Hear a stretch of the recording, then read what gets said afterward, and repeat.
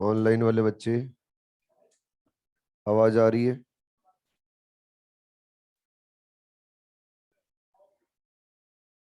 Good morning.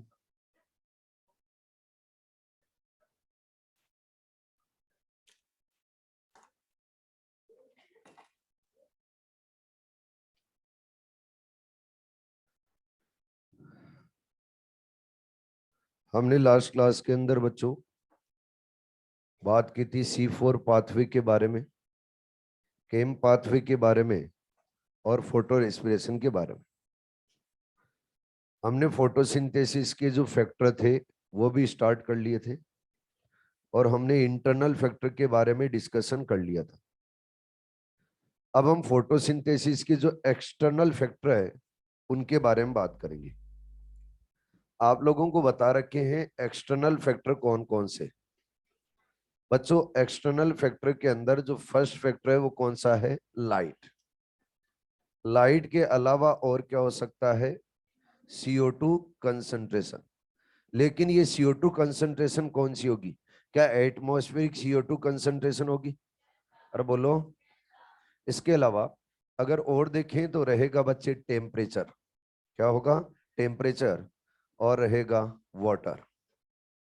और क्या होगा? वाटर।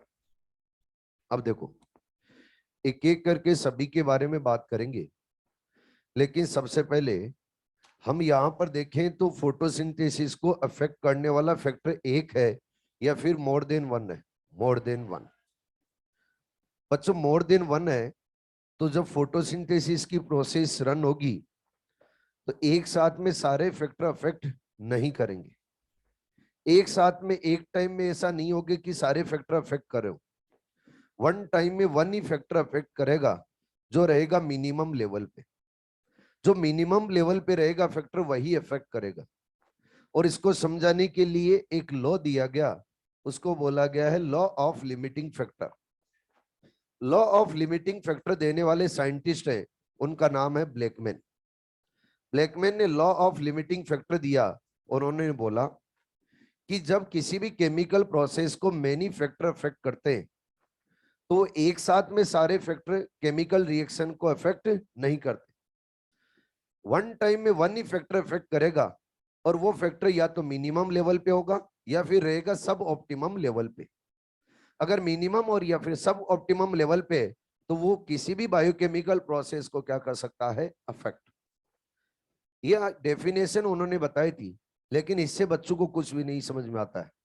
तो एक एग्जांपल लेके अपन समझते हैं। आपके सामने बच्चों में एक बना रहा हूं प्लांट। क्या बनाया मैंने? प्लांट।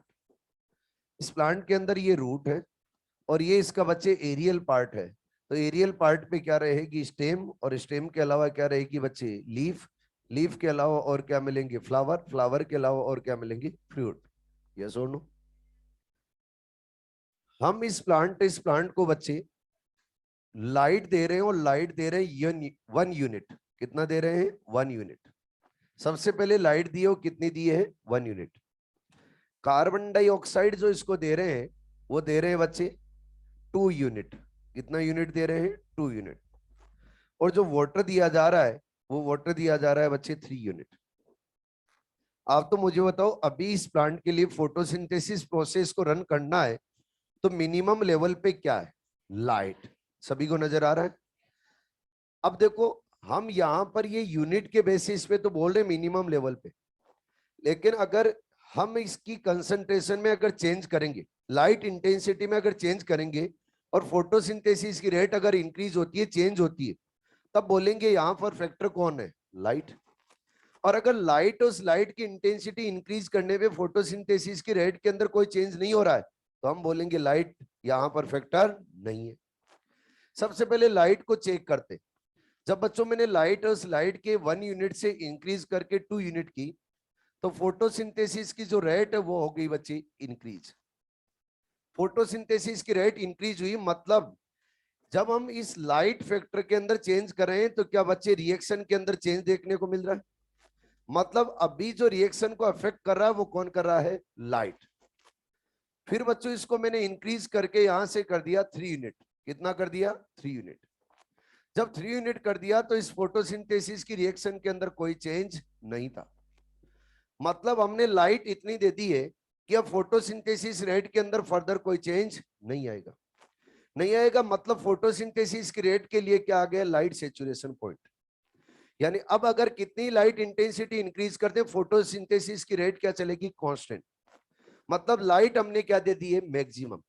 तो बताओ अगर फोटोसिंथेसिस की रेट में लाइट इंटेंसिटी चेंज करने पे फोटोसिंथेसिस की रेट में कोई चेंज नहीं हो रहा है, तो क्या लाइट फैक्टर है, नहीं, लाइट फैक्टर नहीं है।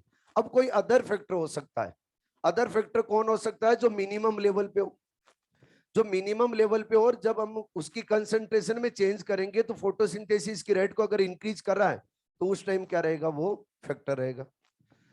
CO2 के अंदर चेंज करके देखते हैं। जब CO2 की कंसंट्रेशन हमने इंक्रीज की और बच्चे 2 यूनिट से हमने 3 यूनिट की, तो फोटोसिंथेसिस की रेट क्या हो गई, इंक्रीज। मतलब अभी फोटोसिंथेसिस की रेट को लिमिट कौन कर रहा है, क्या कार्बन डाइऑक्साइड कर रहा है या लाइट की वजह से हो रही है? लाइट तो हमने मैक्सिमम दे दी है। अब अगर लाइट इंटेंसिटी में और चेंज करेंगे तो फोटोसिंथेसिस की रेट के अंदर कोई चेंज नहीं होगा। लेकिन जब हम कार्बन डाइऑक्साइड कंसंट्रेशन इंक्रीज करें तो क्या फोटोसिंथेसिस की रेट इंक्रीज हो रही है? मतलब अभी करंट टाइम के अंदर फोटोसिंथेसिस की रेट को कौन लिमिट कर रहा है, कार्बन डाइऑक्साइड। तो अभी करंट टाइम के अंदर फैक्टर कौन है, कार्बन डाइऑक्साइड। कार्बन डाइऑक्साइड की कंसंट्रेशन को और बढ़ा देते हैं और बच्चों कर देते हैं 4 यूनिट। जब 4 यूनिट कर देते हैं तो फोटोसिंथेसिस की रिएक्शन के अंदर कोई चेंज नहीं है। अब फोटोसिंथेसिस की रेट के अंदर कोई चेंज नहीं हो रहा है। मतलब अभी कार्बन डाइऑक्साइड है, वो कार्बन डाइऑक्साइड की कंसंट्रेशन का क्या हो गया है, सेचुरेशन। अब चाहिए आप कार्बन डाइऑक्साइड की कंसंट्रेशन कितनी बढ़ा दो, फोटोसिंथेसिस की रेट बच्चों कांस्टेंट चलेगी।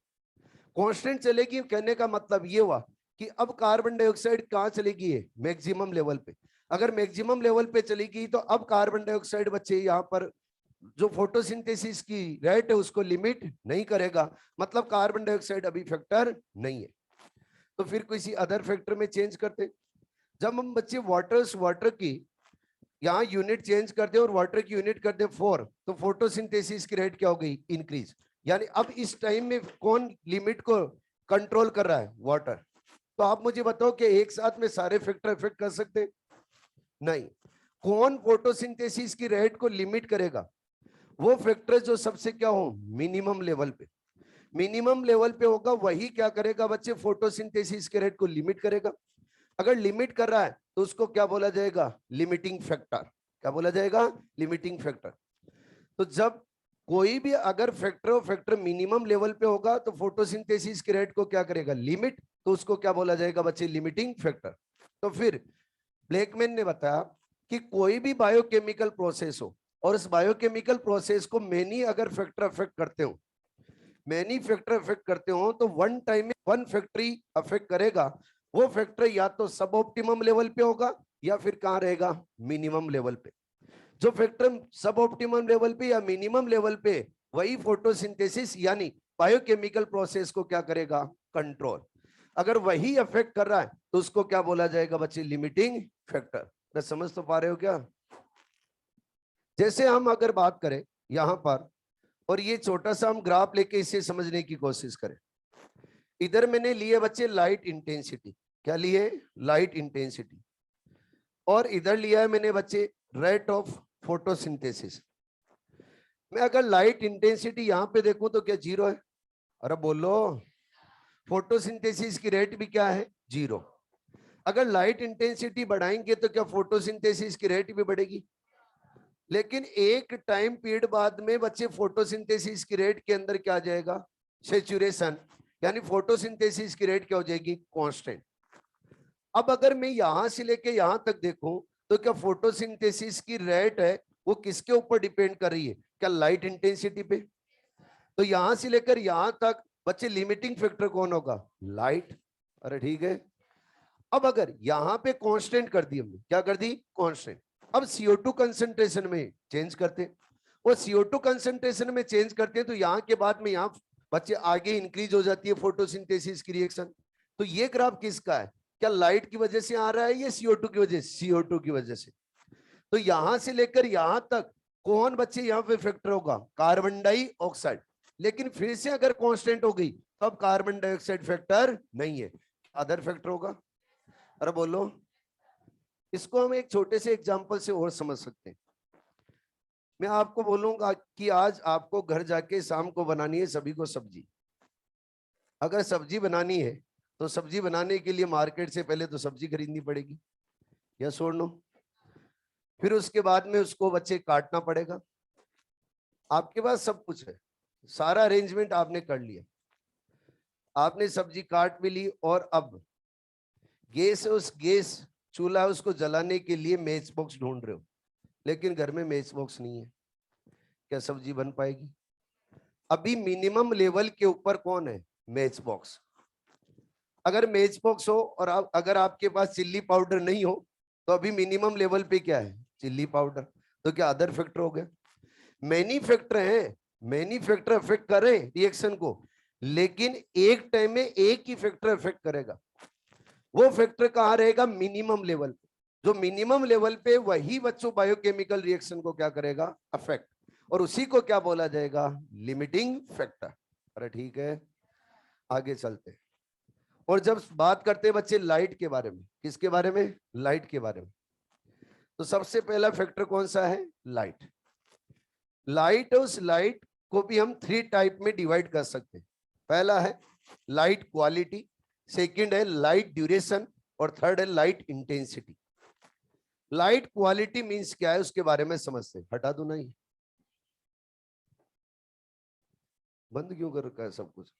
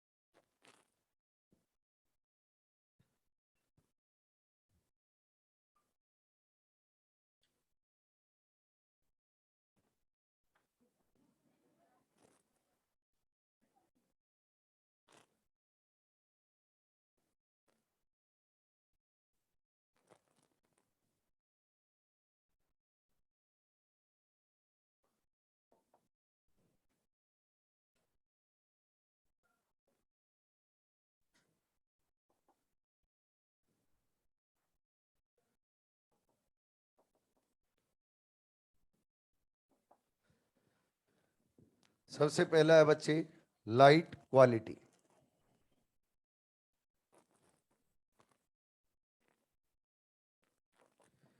क्या लाइट की क्वालिटी से फोटोसिंथेसिस रेट के ऊपर कोई इफेक्ट होगा?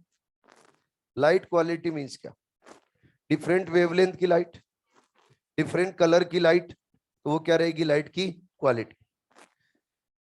क्या बच्चों हम डिफरेंट डिफरेंट कलर की लाइट अप्लाई करेंगे तो फोटोसिंथेसिस की रेट में क्या चेंजेस देखने को मिलेंगे?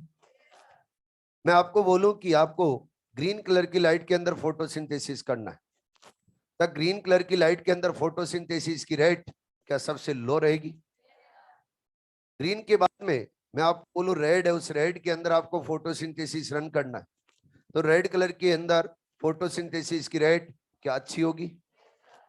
अगर आपसे बोला जाए ब्लू कलर की लाइट के अंदर फोटोसिंथेसिस करना है तो क्या मैक्सिमम ब्लू कलर की लाइट में होगा? मैं आपसे बोलूं कि मिक्स लाइट डालनी है, आप मिक्स लाइट डालनी है मतलब क्या आपको व्हाइट लाइट डालनी है, और अगर व्हाइट लाइट डाली जाए तो क्या फोटोसिंथेसिस की रेट मैक्सिमम होगी?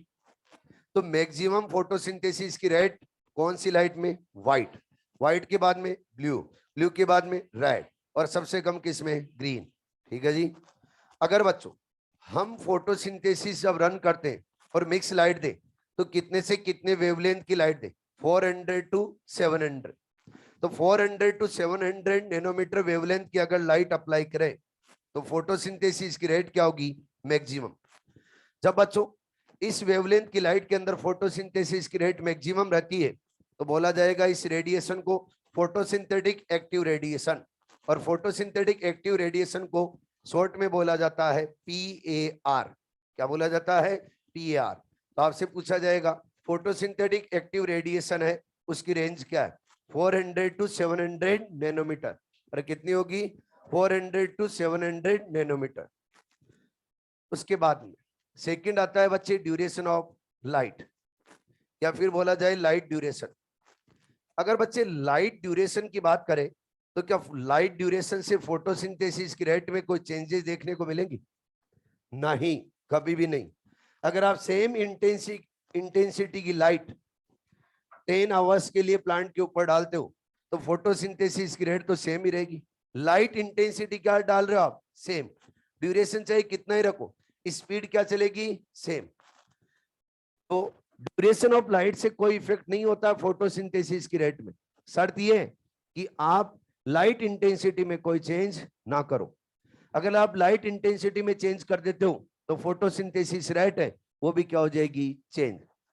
सेम ड्यूरेशन है, जैसे आप 5 आवर्स के लिए लाइट डालते हो एक प्लांट के ऊपर और दूसरे प्लांट के ऊपर ही 5 आवर्स के लिए लाइट डालते हो और दोनों प्लांट सेम है तो उनके अंदर फोटोसिंथेसिस की रेट भी क्या मिलेगी? सेम। मैंने बोला एक ही प्लांट लो आप, एक प्लांट के ऊपर आपने सेम वेवलेंथ की लाइट डाली है और वो कितने आवर्स के लिए? 5 आवर्स के लिए। फिर आपने उसके अंदर प्रोडक्ट देखे, वो प्रोडक्ट कितने थे बच्चे? 500। अरे कितने थे? 500। फिर आपने 5 आवर्स के लिए सेम इंटेंसिटी की लाइट और डाली तो टोटल आवर्स कितने हो गए? 10। अब 10 आवर्स में देखे तो टोटल जो प्रोडक्ट बन रहे थे 1000। बच्चों प्रोडक्ट बनने की जो रेट है वो तो क्या है? सेम है। अगर प्रोडक्ट बनने की रेट सेम है तो लाइट ड्यूरेशन से फोटोसिंथेसिस की रेट के ऊपर कोई इफेक्ट नहीं होगा। शर्त यह है कि लाइट इंटेंसिटी के अंदर कोई चेंज नहीं होना चाहिए। तो फिर अगला फैक्टर आता है, वो कौन सा आता है? Light intensity. लाइट इंटेंसिटी बच्चों फोटोसिंथेसिस की रेट को अफेक्ट करता है। अगर लाइट इंटेंसिटी लो रहेगी तो फोटोसिंथेसिस की रेट भी रहेगी लो। अगर लाइट इंटेंसिटी हाई होगी तो फोटोसिंथेसिस की रेट भी रहेगी हाई। अरे समझ तो पा रहे हो आप बच्चों? समझ में तो आ रहा है ना?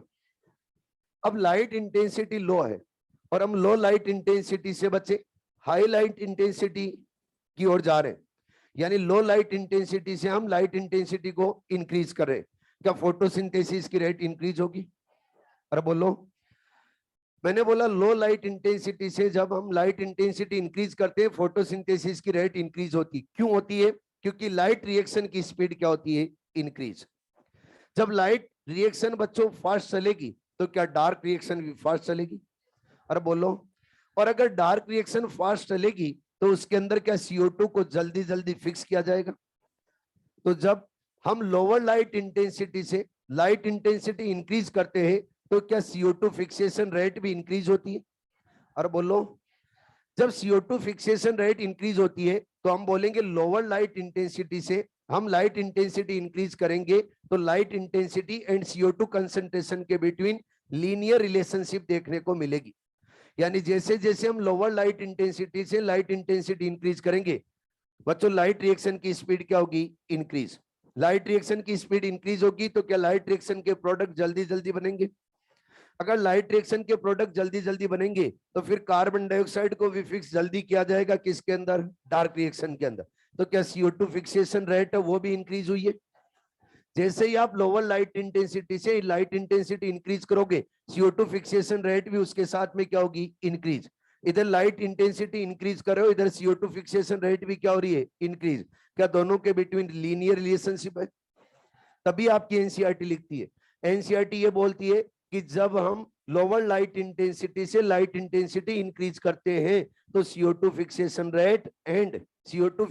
रेट एंड लाइट इंटेंसिटी के बिटवीन लीनियर रिलेशनशिप देखने को मिलती है। यानी दोनों एक साथ में क्या होंगे बच्चे? रेट और उस रेट को क्या करेंगे? इंक्रीज। हेलो आगे। जब बच्चों अगला पॉइंट हम समझे किस अर्थ है, इस अर्थ के ऊपर लाइट आ रही है और लाइट कौन दे रहा है? सन।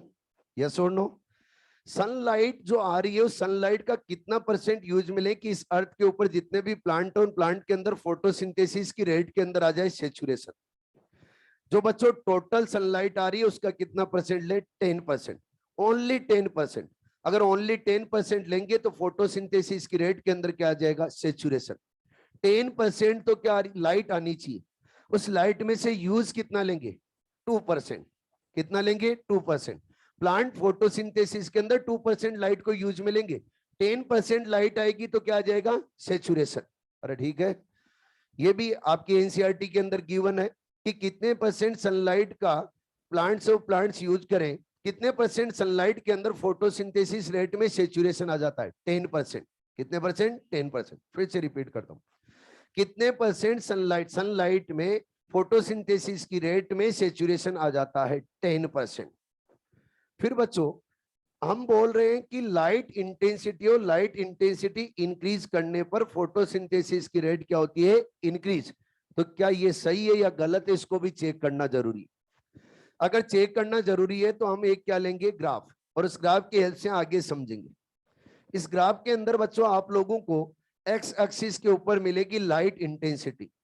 किसमें क्या मिलेगी, लाइट इंटेंसिटी। और लाइट इंटेंसिटी किसके अंदर होगी, क्या बच्चे, वेवलेंथ यानी नैनोमीटर में होगी। अरे बोलो, आगे इधर जो वाई एक्सिस है इसके ऊपर आएगा रेट ऑफ फोटोसिंथेसिस। क्या आएगा बच्चे, रेट ऑफ फोटोसिंथेसिस। यहां पर इधर ध्यान दो सारे, इस जगह पे बच्चों बताओ फोटोसिंथेसिस की रेट क्या रहेगी, 0, क्योंकि लाइट भी हम क्या दे रहे हैं, 0। मैंने बच्चे लाइट इंटेंसिटी इंक्रीज की, क्या फोटोसिंथेसिस की रेट इंक्रीज होगी, इंक्रीज हो रही है, इंक्रीज हो रही है, लाइट इंटेंसिटी इंक्रीज करते जा रहे हैं। लेकिन एक टाइम के बाद में बच्चे फोटोसिंथेसिस की रेट के अंदर आ गया सेचुरेशन। सेचुरेशन आ गया तो अब चाहे कितनी हम लाइट इंटेंसिटी इंक्रीज कर दें, क्या फोटोसिंथेसिस की रेट अब इंक्रीज नहीं होगी लाइट की वजह से। अरे बोलो, अब देखो, जब इस ग्राफ को आप देखोगे तो इस ग्राफ को एनसीईआरटी अलग अलग पार्ट में डिवाइड करती है। यहां से लेके यहां तक इस ग्राफ को ए लेबलिंग देती है, यहां से लेके यहां तक इस ग्राफ को बी लेबलिंग देती है, और बच्चों यहां से लेके यहां तक इस ग्राफ को लेबल करती है सी। और एक आप लोगों को इधर लाइन मिलेगी, यहां पर लिखा हुआ मिलेगा डी, और यहां पर लिखा हुआ मिलेगा ई। देख लेना, यही लिखा हुआ मिलेगा। अब देखो, एनसीईआरटी यहां पर इस ग्राफ से कुछ क्वेश्चंस पूछती है। अगर आप लोगों को लॉ ऑफ लिमिटिंग फैक्टर ढंग से समझ में आया है तो सारे क्वेश्चंस के आंसर आप दोगे, और अगर नहीं आया तो फिर नहीं दे पाओगे। अलर्ट होके बैठे। मैं आपसे ये पूछना चाह रहा हूं कि जो ए पॉइंट है, इस ए पॉइंट पे लिमिटिंग फैक्टर कौन है, लाइट या कार्बन डाइऑक्साइड, लाइट। क्यों, क्योंकि लाइट इंटेंसिटी में हम इंक्रीज कर रहे हैं तो क्या फोटोसिंथेसिस रेट भी इंक्रीज हो रही है। कहने का मतलब यहां पे मिनिमम लेवल पे क्या है, लाइट। ठीक है जी। अगला पॉइंट, अगला पॉइंट ये पूछती है एनसीईआरटी क्वेश्चन की फॉर्म में कि सी पॉइंट के ऊपर क्या लाइट लिमिटिंग फैक्टर है। लाइट लिमिटिंग फैक्टर नहीं है। क्यों नहीं है, क्योंकि लाइट यहाँ पे मैक्सिमम लेवल पे, अगर मैक्सिमम लेवल पे है तो यहाँ पे लाइट तो लिमिटिंग फैक्टर नहीं है। लेकिन क्या अदर कोई लिमिटिंग फैक्टर हो सकता है, अदर कोई लिमिटिंग फैक्टर हो सकता है जो किस कौन से क्वांटिटी के अंदर हो बच्चे, मिनिमम में। ठीक है जी। फिर अगला क्वेश्चन पूछती है कि डी पॉइंट क्या है। डी पॉइंट क्या है बच्चों, लाइट सेचुरेशन पॉइंट है। वो लाइट इंटेंसिटी जिसके ऊपर फोटोसिंथेसिस की रेट के अंदर क्या आ रहा है, सेचुरेशन। तो क्या ये लाइट सेचुरेशन पॉइंट होगा। तो डी पॉइंट को क्या बोलेंगे बच्चे, लाइट सेचुरेशन। अरे समझ में तो आ रहा है क्या। और बच्चे ई पॉइंट क्या है, क्या फोटोसिंथेसिस रेट में सेचुरेशन। अरे बोलो, ई पॉइंट क्या है, फोटोसिंथेसिस रेट सेचुरेशन। अब एनसीईआरटी घुमा घुमा के इन लाइनों को आपके सामने रखेगी।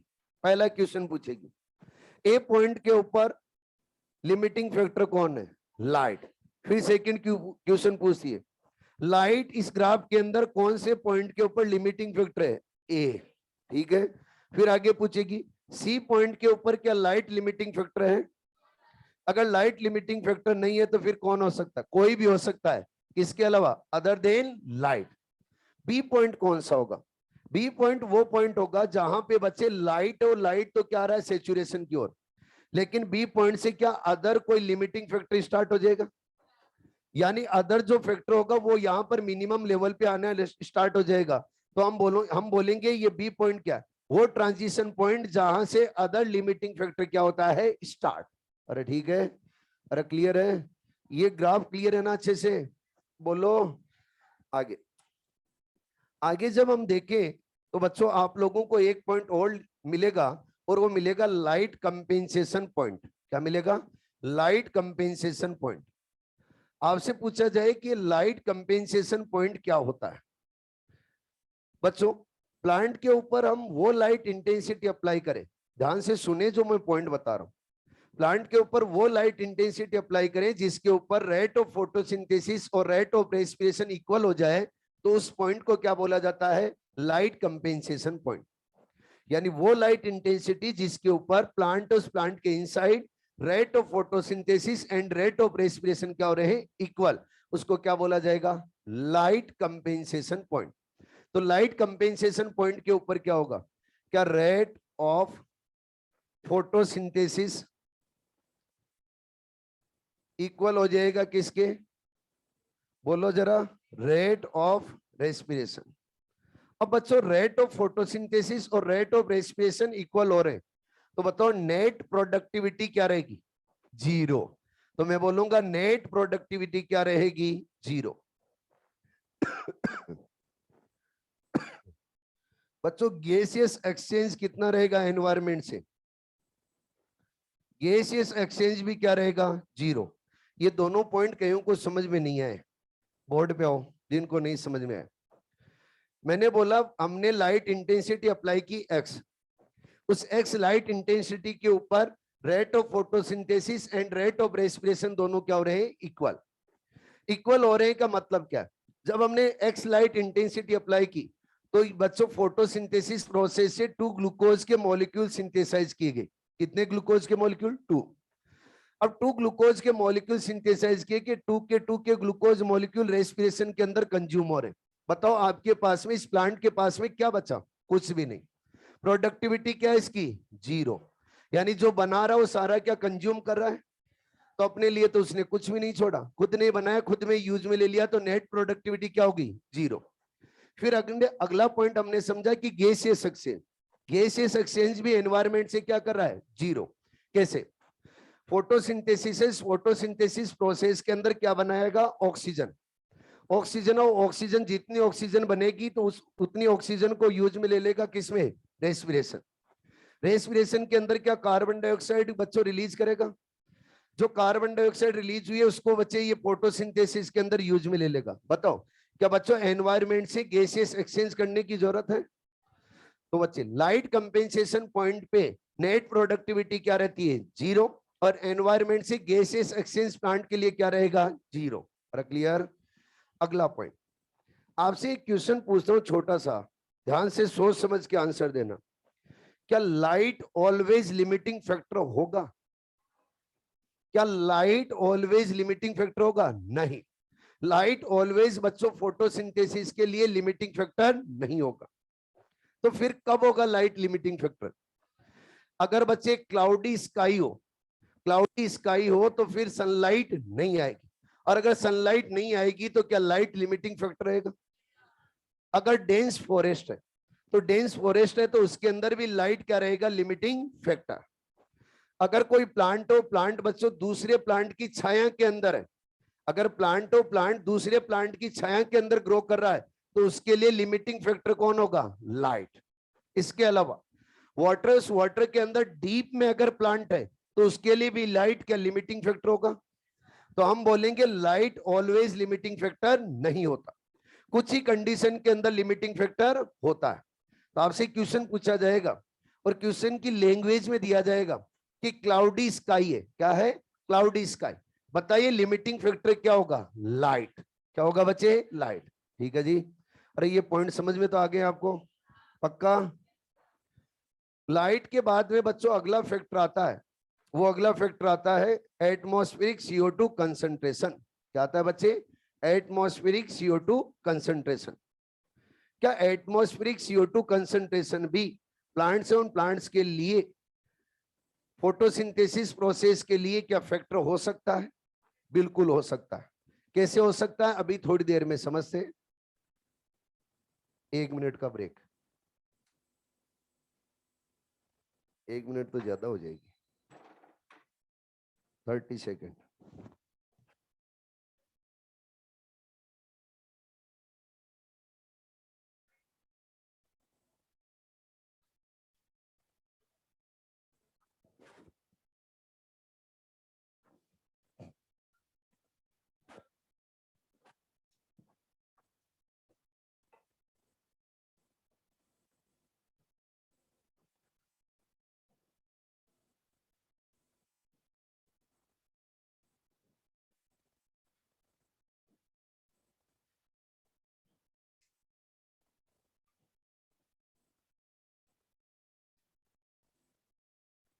बी पॉइंट वो पॉइंट जहां पे अदर लिमिटिंग पॉइंट क्या होगा, अदर लिमिटिंग फैक्टर क्या होगा, स्टार्ट।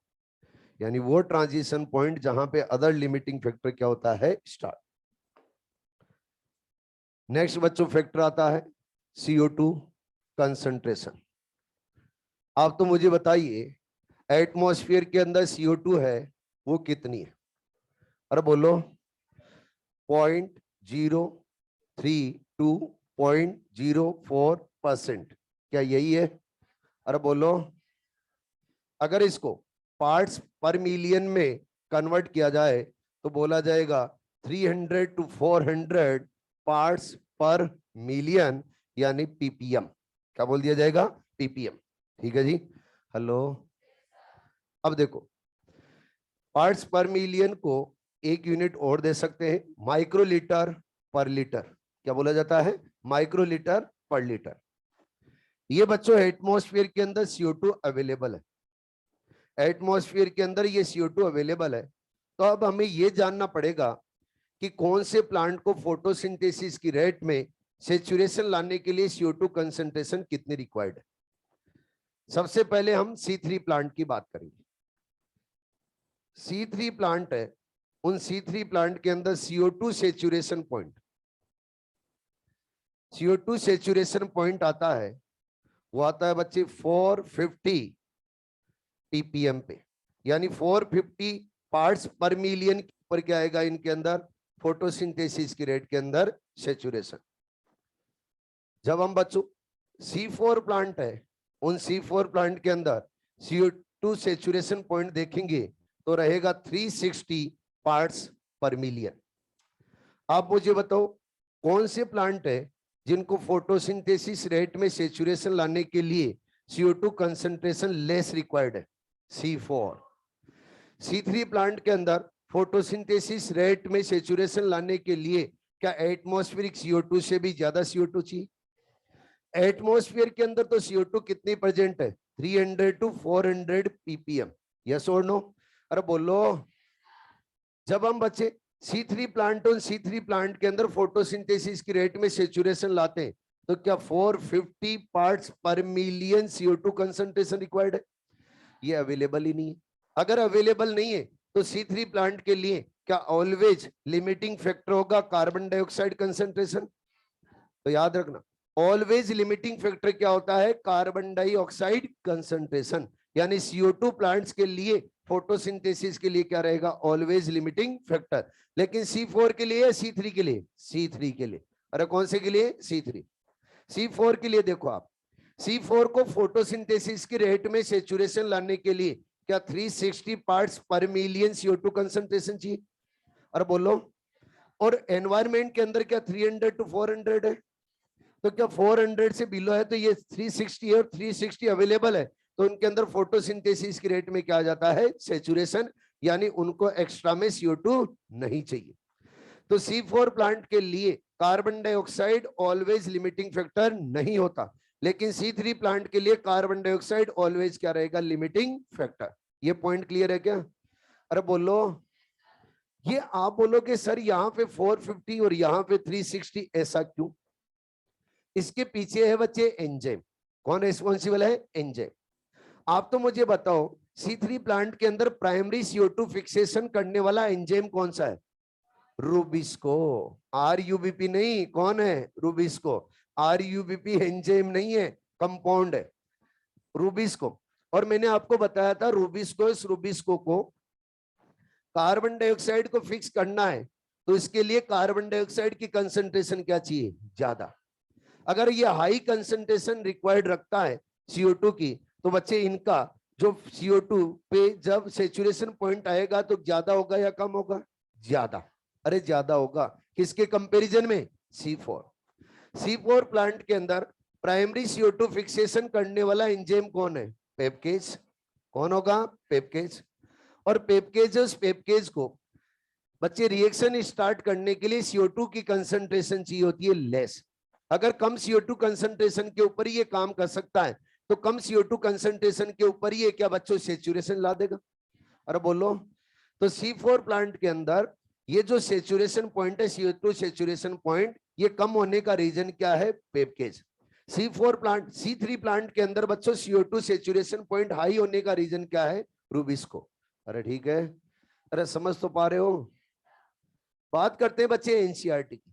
एनसीईआरटी बोलती है कि लोग बाग आजकल ग्रीन हाउस बनाते हैं, और ग्रीन हाउस बनाते हैं तो उस ग्रीन हाउस के अंदर C3 प्लांट को ग्रो करवाते हैं। जैसे टोमेटो को ग्रो करवाएंगे, या फिर बच्चों शिमला मिर्ची को ग्रो करवाएंगे, और फिर वो मार्केट के अंदर उसको बेचते हैं।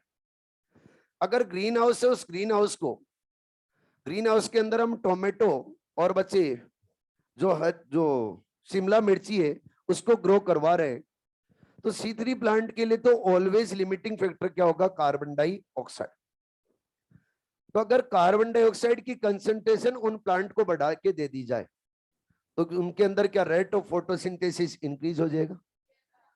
तो ग्रीन हाउस के अंदर बच्चे क्या किया जाता है कई बार कि कार्बन डाइऑक्साइड की कंसंट्रेशन को इंक्रीज करके दे दिया जाता है, और कार्बन डाइऑक्साइड की कंसंट्रेशन को इंक्रीज करके कितना कर देते? 0.05%। यानी जो कर देते कार्बन डाइऑक्साइड की कंसंट्रेशन वो कितनी? 500 ppm। अरे कितनी? 500 ppm। जब 500 ppm कर देंगे तो क्या बच्चों C3 प्लांट और C3 प्लांट के अंदर भी फोटोसिंथेसिस की रेट में सेचुरेशन आ जाएगा। और जब C3 प्लांट के फोटोसिंथेसिस के अंदर सेचुरेशन आ जाएगा तो उनके अंदर प्रोडक्टिविटी इंक्रीज होगी, डिक्रीज? इंक्रीज। जो उनके अंदर बच्चों फ्रूट बन रहे हैं, उन फ्रूट की जो साइज है वो क्या हो जाएगी? एनलार्ज, यानी बड़े हो जाएंगे। इसके अलावा फ्रूट और फ्रूट के नंबर भी हो जाएंगे इंक्रीज। तो बताओ प्रोडक्टिविटी इंक्रीज हो रही है, डिक्रीज? इंक्रीज। जब CO2 कंसंट्रेशन इंक्रीज करने से, CO2 कंसंट्रेशन इंक्रीज करने से बच्चे उन प्लांट की प्रोडक्टिविटी इंक्रीज हो रही है, तो मैं बोलूंगा CO2 को वहां पे यूज में लिया जा रहा है एज ए फर्टिलाइजर। क्या लिया जा रहा है? As a fertiliser. तो कार्बन डाइऑक्साइड, उस कार्बन डाइऑक्साइड को एज ए फर्टिलाइजर किस में यूज में लिया जाता है बच्चे? ग्रीन हाउस में। अरे कहां पे? ग्रीन हाउस में। और जब CO2 की वजह से उनके अंदर प्रोडक्टिविटी इंक्रीज हुई तो उसको बोला जाता है बच्चे CO2 इफेक्ट। क्या बोला जाता है? CO2 effect. हेलो। और इसी को नाम देते हैं बच्चे ग्रीन हाउस इफेक्ट। क्या नाम दिया जाता है? Green house effect. लेकिन अगर 500 ppm आपने कंटिन्यूअस, ध्यान से सुनो, ये पॉइंट एग्जाम में लाइनें आई हुई हैं, ये स्टेटमेंट की फॉर्म में, ध्यान से सुनो इनको। जब अगर हम C3 प्लांट को 500 ppm CO2 कंसंट्रेशन करके कंटिन्यू दे दे, कंटिन्यूअस दे दे, तो बच्चे कंटिन्यूअस देने पे C3 प्लांट की हो जाती है डेथ। क्यों होती है? उसके पीछे रीजन, अगर हम कंटिन्यूअस CO2 की कंसंट्रेशन हाई कर देंगे तो प्लांट बॉडी के अंदर भी CO2 की कंसंट्रेशन क्या हो जाएगी? हाई। और प्लांट बॉडी के अंदर जब CO2 की कंसंट्रेशन हाई होगी तो वो उस प्लांट के लिए क्या होती है? हार्मफुल। जब हार्मफुल होती है तो तुरंत बच्चों प्लांट बॉडी के अंदर एक स्ट्रेस हार्मोन होता है, वो स्ट्रेस हार्मोन डेवलप होता है, और उस स्ट्रेस हार्मोन का नाम है ABA, एब्सिसिक एसिड। क्या नाम है? Abscisic acid. वो एब्सिसिक एसिड जब भी हार्मोन डेवलप होता है वो तुरंत स्टोमेटा को करवाता है क्लोज। क्या करवा देता है? क्लोज। स्टोमेटा को क्लोज करवा देगा, और तब तक ओपन नहीं करवाएगा जब तक बाहर CO2 की कंसंट्रेशन फेवरेबल नहीं हो जाए। और अगर हमने कंटिन्यूअस 500 ppm ही रखी CO2 की कंसंट्रेशन तो स्टोमेटा ओपन ही नहीं होंगे, और अगर स्टोमेटा ओपन ही नहीं होंगे तो गैसियस एक्सचेंज नहीं होगा। तो गैसियस एक्सचेंज नहीं होगा तो ना तो फोटोसिंथेसिस कर पाएगा, ना रेस्पिरेशन कर पाएगा, तो क्या हो जाएगी? डेथ। अरे ठीक है, तो ध्यान से सुनो, फिर से बोल रहा हूं। ग्रीन हाउस के अंदर बच्चे CO2 की कंसंट्रेशन को इंक्रीज करके दिया जाता है 500 ppm, लेकिन शॉर्ट टाइम के लिए, लॉन्ग टाइम के लिए नहीं। जब शॉर्ट टाइम के लिए देते हैं तो उन प्लांट को CO2 सेचुरेशन पॉइंट अचीव कर लेते हैं। जब वो CO2 सेचुरेशन पॉइंट अचीव कर लेते हैं तो उनके अंदर प्रोडक्टिविटी हो जाती है इंक्रीज। जब CO2 इंक्रीज करके दे रहे हैं और प्रोडक्टिविटी इंक्रीज हो रही है तो इस इफेक्ट को बोला जाता है ग्रीन हाउस इफेक्ट। और ग्रीन हाउस इफेक्ट के अंदर हम कार्बन डाइऑक्साइड को एज ए फर्टिलाइजर यूज में ले रहे हैं। हेलो। अगर बच्चों इन प्लांट को हम कंटिन्यूअस 500 ppm CO2 दे देते हैं तो प्लांट्स की हो जाती है डेथ, क्योंकि CO2 प्लांट्स के लिए क्या होती है? लॉन्ग टाइम के लिए क्या रहेगी? टॉक्सिक। हेलो। ज्यादा CO2 कंसंट्रेशन, कम नहीं, ज्यादा CO2 कंसंट्रेशन। ये पॉइंट क्लियर है? अरे बोलो। अगला पॉइंट आता है बच्चे, वो आता है CO2 कंपेंसेशन पॉइंट। कौन सा आता है? CO2 compensation point. फिर बोलोगे ये क्या होता है? CO2 कंपेंसेशन पॉइंट क्या होगा? वो CO2 कंसंट्रेशन, बंद करो रे, वंस वो CO2 कंसंट्रेशन, किसका अलार्म बज रहा है?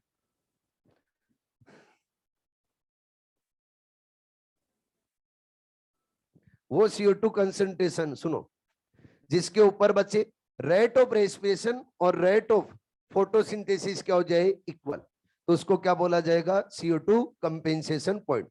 तो CO2 कंपेंसेशन पॉइंट के ऊपर क्या फोटोसिंथेसिस रेट है और जो रेस्पिरेशन रेट है क्या दोनों इक्वल हो जाएंगे? अरे बोलो, photosynthesis rate and respiration rate दोनों क्या हो जाएंगे? इक्वल। अगर बच्चे दोनों के दोनों इक्वल हो जाएंगे तो बताओ नेट प्रोडक्टिविटी क्या होगी? नेट प्रोडक्टिविटी क्या रहेगी? जीरो। गैसेस एक्सचेंज कितना होगा? जीरो। एनवायरमेंट उस एनवायरमेंट से गैसेस एक्सचेंज क्या रहेगा? जीरो। तो समझ में तो आ रहा है क्या?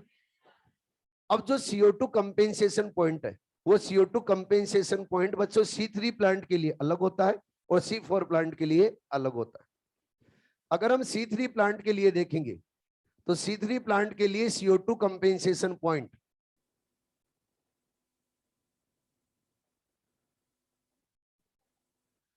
वो रहता है बच्चे 25 टू 100 ppm। कितना होता है? 25 टू 100 ppm। और अगर हम C4 प्लांट के लिए देखेंगे तो C4 प्लांट और C4 प्लांट के लिए CO2 कंपेंसेशन पॉइंट होता है 0 टू 10 ppm। अब देखो यहां पर भी डिफरेंस आ गया है। जब हम C3 प्लांट के लिए CO2 कंपेंसेशन पॉइंट देखते हैं तो 25 टू 100 है। अरे बोलो, और C4 प्लांट के लिए क्या है? 0 टू 10। ऐसा क्यों? वही एंजाइम। आप लोग जानते हो C3 प्लांट और C3 प्लांट को फोटोसिंथेसिस रेट में सेचुरेशन लाने के लिए CO2 कंसंट्रेशन हाई चाहिए होती है। क्यों? क्योंकि रूबिस्को एंजाइम को रिएक्शन स्टार्ट करने के लिए CO2 कंसंट्रेशन भी क्या चाहिए होती है? हाई। अरे ठीक है, C4 प्लांट और C4 प्लांट को फोटोसिंथेसिस रेट में सेचुरेशन लाने की CO2 कंसंट्रेशन लो रिक्वायर्ड होती है। क्यों? क्योंकि पेप्टेज एंजाइम को रिएक्शन स्टार्ट करने के लिए CO2 कंसंट्रेशन चाहिए होती है लो। अरे ठीक है, इसीलिए बच्चे C3 प्लांट और C3 प्लांट का कंपेंसेशन पॉइंट C4 प्लांट के कंपैरिजन में क्या होगा? हाई। अरे ठीक है, क्वेश्चन ये बनता है यहाँ पे चिल्लर का, वो ये बोलता है कि सर यहाँ पर C4 प्लांट के अंदर 0 CO2 कंसंट्रेशन पे, 0 CO2 कंसंट्रेशन के ऊपर भी फोटोसिंथेसिस की रेट और रेट ऑफ रेस्पिरेशन इक्वल कैसे हो सकता है? ये 0 का मतलब ये है कि एटमॉस्फेयर से CO2 बिल्कुल भी नहीं ले रहा। मैंने स्टोमेटा को कर दिया बंद, C4 प्लांट की बात कर रहा हूं।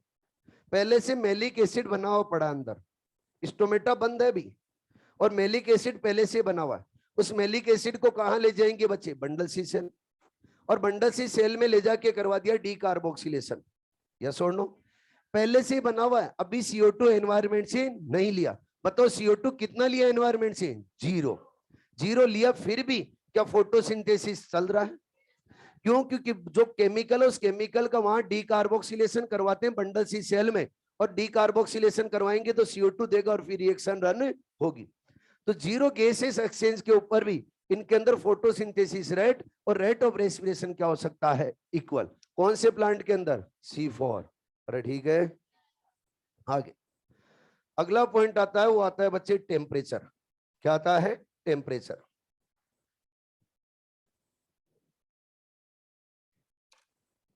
आप सभी जानते हो कि C3 प्लांट और C3 प्लांट को फोटोसिंथेसिस की रेट में सेचुरेशन लाने के लिए जो टेम्परेचर चाहिए वो टेम्परेचर चाहिए 20 टू 25 डिग्री सेंटीग्रेड।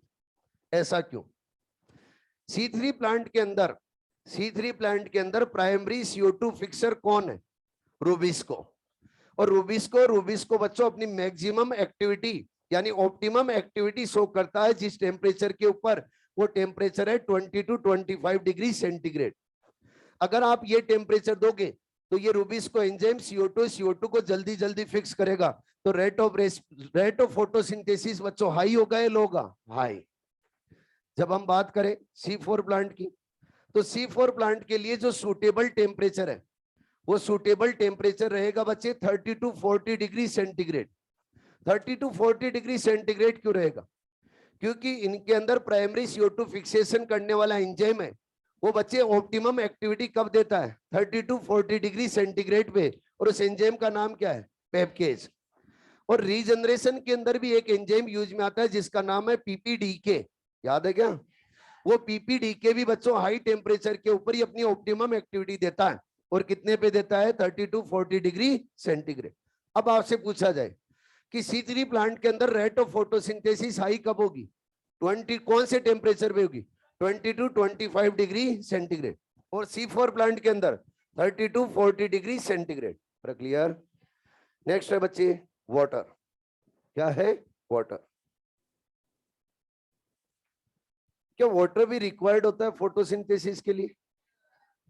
और अगर हम बच्चे हाईलाइट इंटेंसिटी दें, तो हाईलाइट इंटेंसिटी देंगे तो क्या फोटोसिंथेसिस की रेट हाई होगी? अरे बोलो। और हमने दे दी बच्चों वेरी हाईलाइट इंटेंसिटी। क्या दे दी? Very high light intensity. अगर वेरी हाईलाइट इंटेंसिटी हमने दे दी तो फिर स्टोमेटा से वाटर का लॉस ज्यादा हो जाएगा, और स्टोमेटा से वाटर का लॉस ज्यादा हो जाएगा तो जनरेट हो जाएगा बच्चे वाटर स्ट्रेस। क्या जनरेट हो जाएगा? Water stress. जब वाटर स्ट्रेस जनरेट हो जाएगा तो वाटर स्ट्रेस जनरेट होती, जब भी प्लांट बॉडी के अंदर स्ट्रेस जनरेट होते, ध्यान से सुने, जब भी प्लांट बॉडी के अंदर स्ट्रेस जनरेट होता है तो स्ट्रेसिंग हार्मोन बनता है, और उस स्ट्रेसिंग हार्मोन का नाम अभी से याद रखना आपको, क्या नाम है? Abscisic acid. वो एब्सिसिक एसिड बच्चों वाटर स्ट्रेस डेवलप होते ही डेवलप होगा, बनेगा, और बनते ही क्या करता है, स्टोमेटा को सबसे पहले करवाता है बंद। अगर स्टोमेटा बंद हो जाएंगे तो क्या गैसियस एक्सचेंज बच्चों स्टॉप हो जाएगा, और अगर गैसियस एक्सचेंज बच्चों रुक जाएगा तो फोटोसिंथेसिस की रेट इंक्रीज होगी या डिक्रीज होगी? डिक्रीज। सेकंड, जब भी बच्चे वाटर लॉस ज्यादा हो जाएगा तो जो लीफ है, लीफ क्या मुरझा जाएगी, लीफ के अंदर क्या हो जाएगी? विल्टिंग। जब बच्चों लीफ विल्टिंग हो जाएगा तो लीफ और लीफ का सरफेस एरिया इंक्रीज होगा, डिक्रीज? डिक्रीज। और अगर सरफेस एरिया डिक्रीज होगा तो फोटोसिंथेसिस की रेट इंक्रीज होगी या डिक्रीज होगी? डिक्रीज।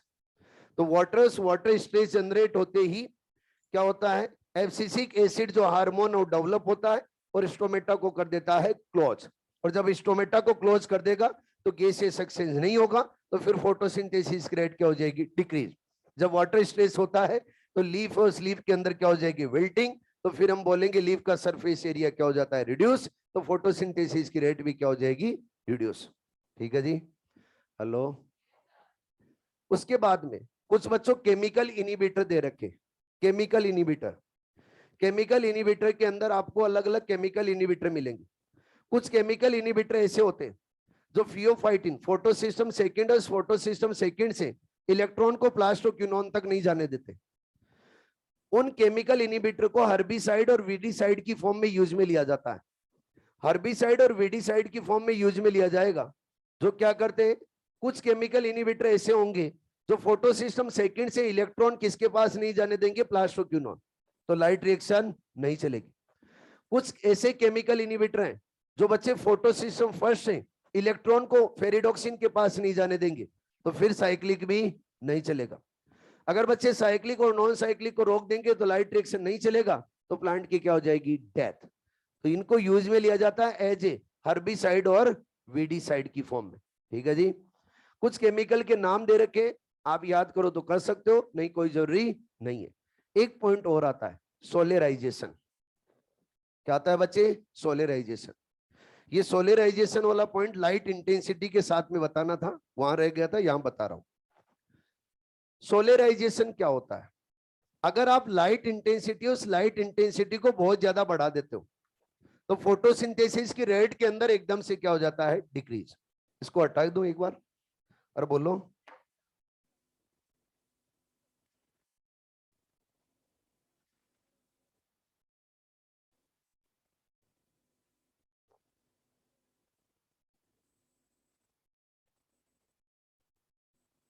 हो गया?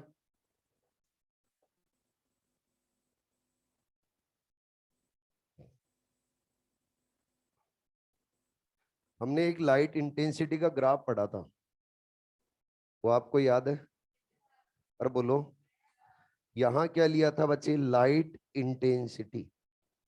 ठीक है? और इस साइड क्या लिया था, रेट ऑफ फोटोसिंथेसिस। जैसे जैसे हम लाइट इंटेंसिटी इंक्रीज करते हैं, फोटोसिंथेसिस की रेट भी क्या होती है, इंक्रीज। लेकिन एक टाइम के बाद में क्या हो जाती है, कांस्टेंट। मैं लाइट इंटेंसिटी को बढ़ाता ही गया, बढ़ाता ही गया। मैं देखना चाह रहा था क्या होता है। जब बच्चों में लाइट इंटेंसिटी को आगे और बढ़ाई तो फोटोसिंथेसिस की रेट एकदम से क्या हो गई, डिक्रीज। अब ये डिक्रीज हुई फोटोसिंथेसिस की रेट, तो क्या हुआ ऐसा, जब भी बच्चों हम सेचुरेशन के बाद में फोटोसिंथेसिस की रेट को डिक्रीज होता हुआ देखते हैं तो बोला जाता है क्या हो गया है, सोलराइजेशन। क्या हो गया है, सोलराइजेशन। सोलराइजेशन कहां पे हो रहा है, लो लाइट इंटेंसिटी पे या very high light intensity, very high light intensity. तो सोलराइजेशन के अंदर होगा क्या, ये मैं समझा रहा हूं आप लोगों को, समझना बच्चे। सोलराइजेशन के अंदर पहला होगा फोटो ऑक्सीडेशन। क्या हो जाएगा, फोटो ऑक्सीडेशन। नाम सुना सुना लग रहा है क्या आपको? फोटो ऑक्सीडेशन के अंदर क्या होगा, लाइट की प्रेजेंस में बच्चे क्या कर रहे हैं, ऑक्सीडेशन। मैं आपको बोल रहा हूं वेरी हाई लाइट इंटेंसिटी, तो वेरी हाई लाइट इंटेंसिटी के ऊपर क्या, फोटोसिंथेसिस की रेट भी बहुत फास्ट चलेगी। अरे बोलो, लाइट रिएक्शन भी बहुत फास्ट चलेगी। और जब लाइट रिएक्शन फास्ट चलेगी तो वाटर की स्प्लिटिंग भी क्या फास्ट होगी। और जब वाटर की स्प्लिटिंग बहुत ज्यादा फास्ट होगी तो आप जानते हो नेसेंट लीथल जो ऑक्सीजन है वो भी जल्दी जल्दी रिलीज होगा। जो बच्चे लीथल नेसेंट ऑक्सीजन है जल्दी जल्दी रिलीज हो रहा है, तो उसको फिर कैरोटिनॉइड्स और कैरोटिनॉइड्स भी मॉलिक्यूलर के अंदर कन्वर्ट नहीं कर पाते। अगर एटॉमिक फॉर्म से मॉलिक्यूलर के अंदर कन्वर्ट नहीं कर पाते तो फिर वो एटॉमिक ऑक्सीजन किसके साथ में बाइंड हो जाता है, क्लोरोफिल। और क्लोरोफिल का क्या कर देता है, ऑक्सीडेशन। क्या लाइट की प्रेजेंस में ऑक्सीडेशन कर रहा है? अरे बोलो, तो जब भी सोलराइजेशन होगा तो क्या पिगमेंट ऑन पिगमेंट का ऑक्सीडेशन होगा? मैं तो ये बोलूंगा कि जब वेरी हाईलाइट इंटेंसिटी होगी तो कैरोटिनॉइड्स भी अपने आप को नहीं बचा पाएंगे, यानी कैरोटिनॉइड्स का भी क्या हो जाता है, ऑक्सीडेशन। तो कैरोटिनॉइड भी ऑक्सीडाइज हो गए और बच्चे क्लोरोफिल भी ऑक्सीडाइज हो गए, तो क्या फोटोसिंथेसिस आगे चल पाएगा? तो क्या हो जाता है, डिक्रीज। इसके अलावा क्या फोटोसिंथेसिस की रिएक्शन के अंदर एंजाइम और एंजाइम भी यूटिलाइज होते हैं। आप लोगों ने पढ़ा है एनएडीपी रिडक्टेज रूबिस को, नाम सुना है? पेपकेज पीपीडी के, ये क्या फोटोसिंथेसिस में यूज में आने वाला एंजाइम है। अगर आप वेरी हाईलाइट इंटेंसिटी करोगे तो इन एंजाइम्स का भी हो जाता है बच्चे ब्रेकडाउन। अगर ब्रेकडाउन हो गया तो इनका भी मैं बोलूंगा क्या हो गया है, ऑक्सीडेशन। अरे क्या हो गया है, ऑक्सीडेशन। और जब ऑक्सीडेशन हो गया है तो फिर बच्चे आगे प्रोसेस को ये रन नहीं कर पाएंगे। इसके अलावा मैं बोलूंगा आरयूबीपी, उस आरयूबीपी का भी क्या हो जाता है, ऑक्सीडेशन, वेरी हाईलाइट इंटेंसिटी। कैसे, जब आप वेरी हाईलाइट इंटेंसिटी दोगे तो सीधरी प्लांट के अंदर क्या फोटो रेस्पिरेशन चलने के चांसेस है? अरे बोलो, फोटो रेस्पिरेशन चलने के चांसेस है, तो इसके क्या कार्बन का लॉस होगा। और कितने परसेंट कार्बन का लॉस हो जाएगा, 25%।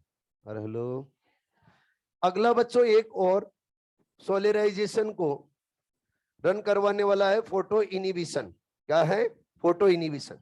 फोटो इनिबिशन का मतलब क्या, जब बच्चे हम वेरी हाईलाइट इंटेंसिटी कर देंगे तो वाटर लॉस लो होगा या हाई, हाई।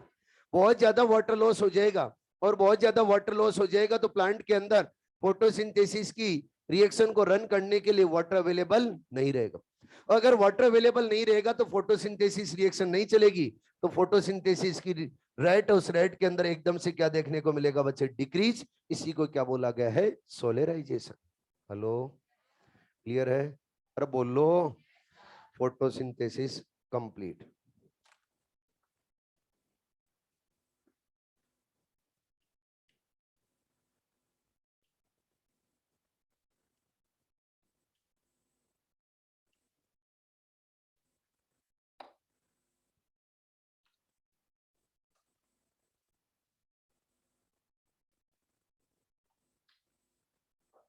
चलें आगे, अरे बोलो, नया चैप्टर स्टार्ट करें। चैप्टर का नाम है रेस्पिरेशन इन प्लांट्स।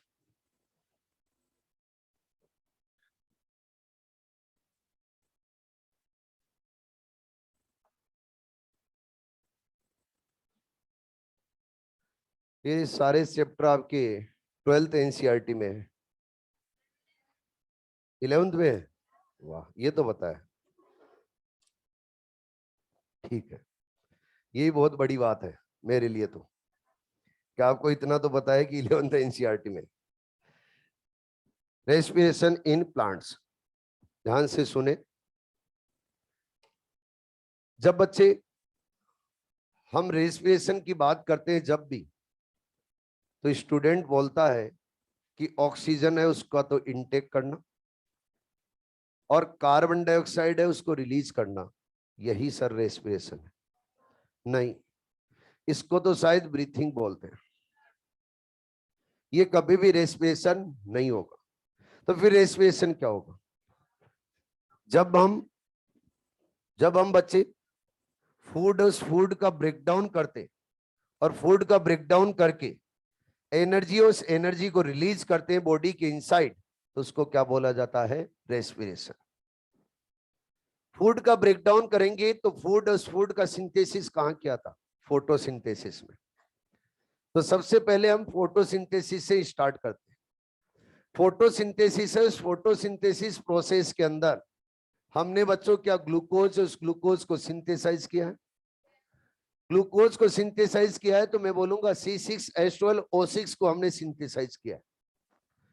जब हमने ग्लूकोज को सिंथेसाइज किया तो कैसे? क्या बच्चे कार्बन डाइऑक्साइड का कार्बन है उनका यूज करके, कार्बन डाइऑक्साइड के जो कार्बन थे उन कार्बन के बिटवीन बॉन्ड फॉर्म की, और जब बॉन्ड फॉर्म किए तो क्या एनर्जी को स्टोर किया, एनर्जी को स्टोर किया, और एनर्जी को स्टोर करके हमने क्या बना दिया? ग्लूकोज।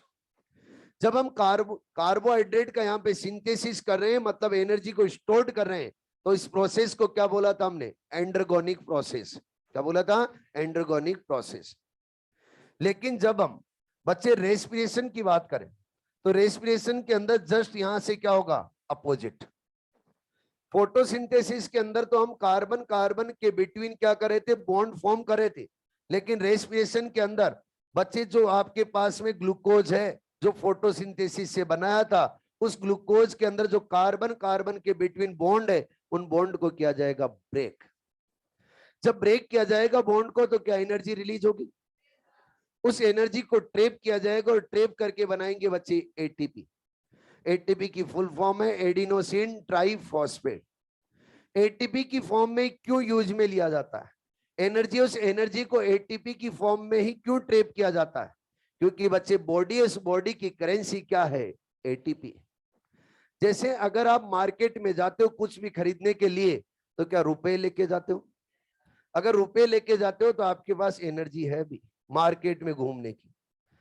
ऐसे ही बॉडी, उस बॉडी के अंदर अगर मेटाबॉलिक रिएक्शन रन करनी है, तो मेटाबॉलिक रिएक्शन रन करने के लिए क्या चाहिए बच्चे? एनर्जी। अरे क्या चाहिए? एनर्जी। और वो एनर्जी कौन प्रोवाइड करेगा? एटीपी। अरे कौन प्रोवाइड करेगा? एटीपी। तो बच्चों बॉडी, उस बॉडी की एनर्जी करेंसी क्या है? एटीपी। हेलो। अब जब हम रेस्पिरेशन, उस रेस्पिरेशन के अंदर यूज में लेंगे, तो क्या यूज में लेंगे? फूड। और उस फूड का करेंगे बच्चे ब्रेकडाउन। तो मैंने ये लिया है ग्लूकोज मॉलिक्यूल।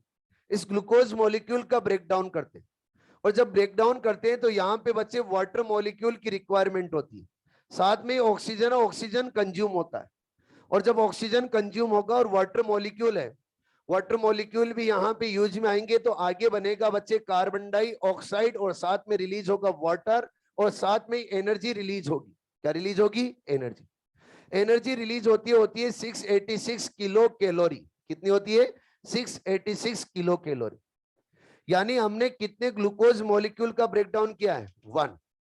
जब हम 1 ग्लूकोज मॉलिक्यूल का ब्रेकडाउन करते हैं, तो आप लोगों को एंड प्रोडक्ट की फॉर्म में क्या मिल रहा है?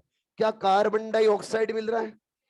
क्या मिल रहा है? वाटर। और क्या मिलेगा? एनर्जी। हेलो। अब इस रेस्पिरेशन के अंदर देखें तो क्या बच्चों ऑक्सीजन का यूटिलाइजेशन किया जा रहा है? अगर ऑक्सीजन का यूटिलाइजेशन किया जा रहा है, तो ग्लूकोज, उस ग्लूकोज का हो रहा है कंप्लीट ब्रेकडाउन। ग्लूकोज का क्या हो रहा है? Complete breakdown. ग्लूकोज का कंप्लीट ब्रेकडाउन कब होगा? ग्लूकोज के अंदर टोटल कार्बन कितने? 6। अगर उन 6 के 6 कार्बन को in the form of CO2 release कर देंगे, तो बच्चों ग्लूकोज का हो जाएगा कंप्लीट ब्रेकडाउन। यहां पर देखो इसके अंदर कार्बन कितने? 6। क्या इधर ही हमने 6 CO2 रिलीज किए, मतलब ग्लूकोज का क्या किया है, कंप्लीट ब्रेकडाउन। और कंप्लीट ब्रेकडाउन करके हमने एनर्जी को कैच किया है। अब कंप्लीट ब्रेकडाउन किया तो बच्चे 6 बॉन्ड को हमने क्या किया है, ब्रेक। जब 6 बॉन्ड को ब्रेक किया हमने एक एक करके, या एक साथ में बॉन्ड को ब्रेक करेंगे, ये पॉइंट इंपॉर्टेंट है। एक साथ में बॉन्ड को ब्रेक करेंगे या स्टेप बाय स्टेप बॉन्ड को, स्टेप बाय स्टेप। तो मैं बोलूंगा रेस्पिरेशन और रेस्पिरेशन कोई सिंगल स्टेप प्रोसेस नहीं होता, रेस्पिरेशन एक मल्टी स्टेप प्रोसेस होती है। आप बोलोगे सर सिंगल स्टेप प्रोसेस क्यों नहीं है, उसका रीजन भी समझते। जब भी बच्चों हम एक साथ में सभी बॉन्ड को ब्रेक कर देंगे तो एक साथ के अंदर क्या एनर्जी बहुत ज्यादा रिलीज होगी, अरे बोलो, एक साथ में बहुत ज्यादा एनर्जी रिलीज होगी। उस कंप्लीट एनर्जी को हम एटीपी की फॉर्म में ट्रेप नहीं कर पाते। अगर कंप्लीट एनर्जी को हम एटीपी की फॉर्म में ट्रेप नहीं कर पाएंगे तो मैक्सिमम एनर्जी उसका हो जाएगा हीट की फॉर्म में लॉस। अगर मैक्सिमम एनर्जी हीट की फॉर्म में लॉस हो गई तो क्या बच्चों अपने फूड के ब्रेक करने का कोई इंपॉर्टेंस रहेगा, नहीं। तो फिर क्या किया गया, फिर बच्चों स्टेप बाय स्टेप प्रोसेस को रन किया गया, और स्टेप बाय स्टेप प्रोसेस को रन करके स्टेप बाय स्टेप बॉन्ड को ब्रेक किया गया। जब एक एक करके बॉन्ड को ब्रेक करेंगे तो एनर्जी रिलीज होगी, उस एनर्जी को बच्चे एटीपी की फॉर्म में किया जाता है ट्रेप। लेकिन बच्चों जब स्टेप बाय स्टेप हम ब्रेक करते हैं तब भी कंप्लीट एनर्जी को हम एटीपी की फॉर्म में ट्रेप नहीं कर पाते। मैक्सिमम एनर्जी तो तब भी हीट की फॉर्म में क्या हो जाती है, लॉस। यानी कुछ ही एनर्जी को हम एटीपी के फॉर्म में ट्रेप कर पाते। अब जरा सोचो, अगर हम step by step break down कर रहे हैं और उसके बाद में भी मैक्सिमम एनर्जी हीट की फॉर्म में लॉस हो जाती है, कुछ ही एनर्जी को हम हीट एनर्जी की फॉर्म में ट्रेप कर पाते हैं, तो क्या बच्चे अगर एक स्टेप के अंदर ब्रेक डाउन कर दे तो सारी की सारी एनर्जी चली जाएगी, अरे बोलो। इसीलिए बोला जाता है कि रेस्पिरेशन मल्टी स्टेप प्रोसेस है, और रेस्पिरेशन के अंदर स्टेप बाय स्टेप बॉन्ड का क्या किया जाएगा, ब्रेकडाउन। और स्टेप बाय स्टेप बच्चे कार्बन कार्बन के बिटवीन बॉन्ड है उसको ब्रेक करके एनर्जी, उस एनर्जी को कर दिया जाएगा रिलीज। आप बोलोगे सर जब एनर्जी रिलीज होती है बॉडी के अंदर तो बॉडी का टेम्परेचर इंक्रीज हो जाना चाहिए, अरे बोलो। अगर आप एक साथ में बच्चे एक साथ में बॉन्ड ब्रेक करोगे तो एनर्जी एक साथ में हीट की फॉर्म में लॉस होगा, और एक साथ में एनर्जी का हीट की फॉर्म में लॉस होगा, तो बताओ क्या टेम्परेचर इंक्रीज होगा, डिक्रीज, इंक्रीज।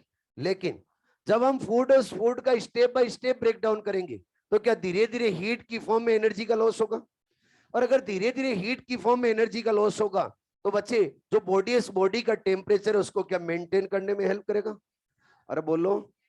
तो कभी भी एक ही स्टेप के अंदर कंप्लीट जो बॉन्ड है उन बॉन्ड को ब्रेक नहीं किया जाता, स्टेप बाय स्टेप क्या किया जाएगा, ब्रेक, और स्टेप बाय स्टेप एनर्जी को रिलीज किया जाएगा। हेलो, जब हम बच्चों ये जो ग्लूकोज है, ग्लूकोज को लेकर सेल और सेल के इनसाइड ब्रेक करें स्टेप बाय स्टेप और एनर्जी रिलीज करें और एंड प्रोडक्ट बनाए बच्चे carbon dioxide and water, cell के इनसाइड ये प्रोसेस रन कर रहे हैं, तो क्या सेल के इनसाइड रेस्पिरेशन चल रहा है, अरे बोलो।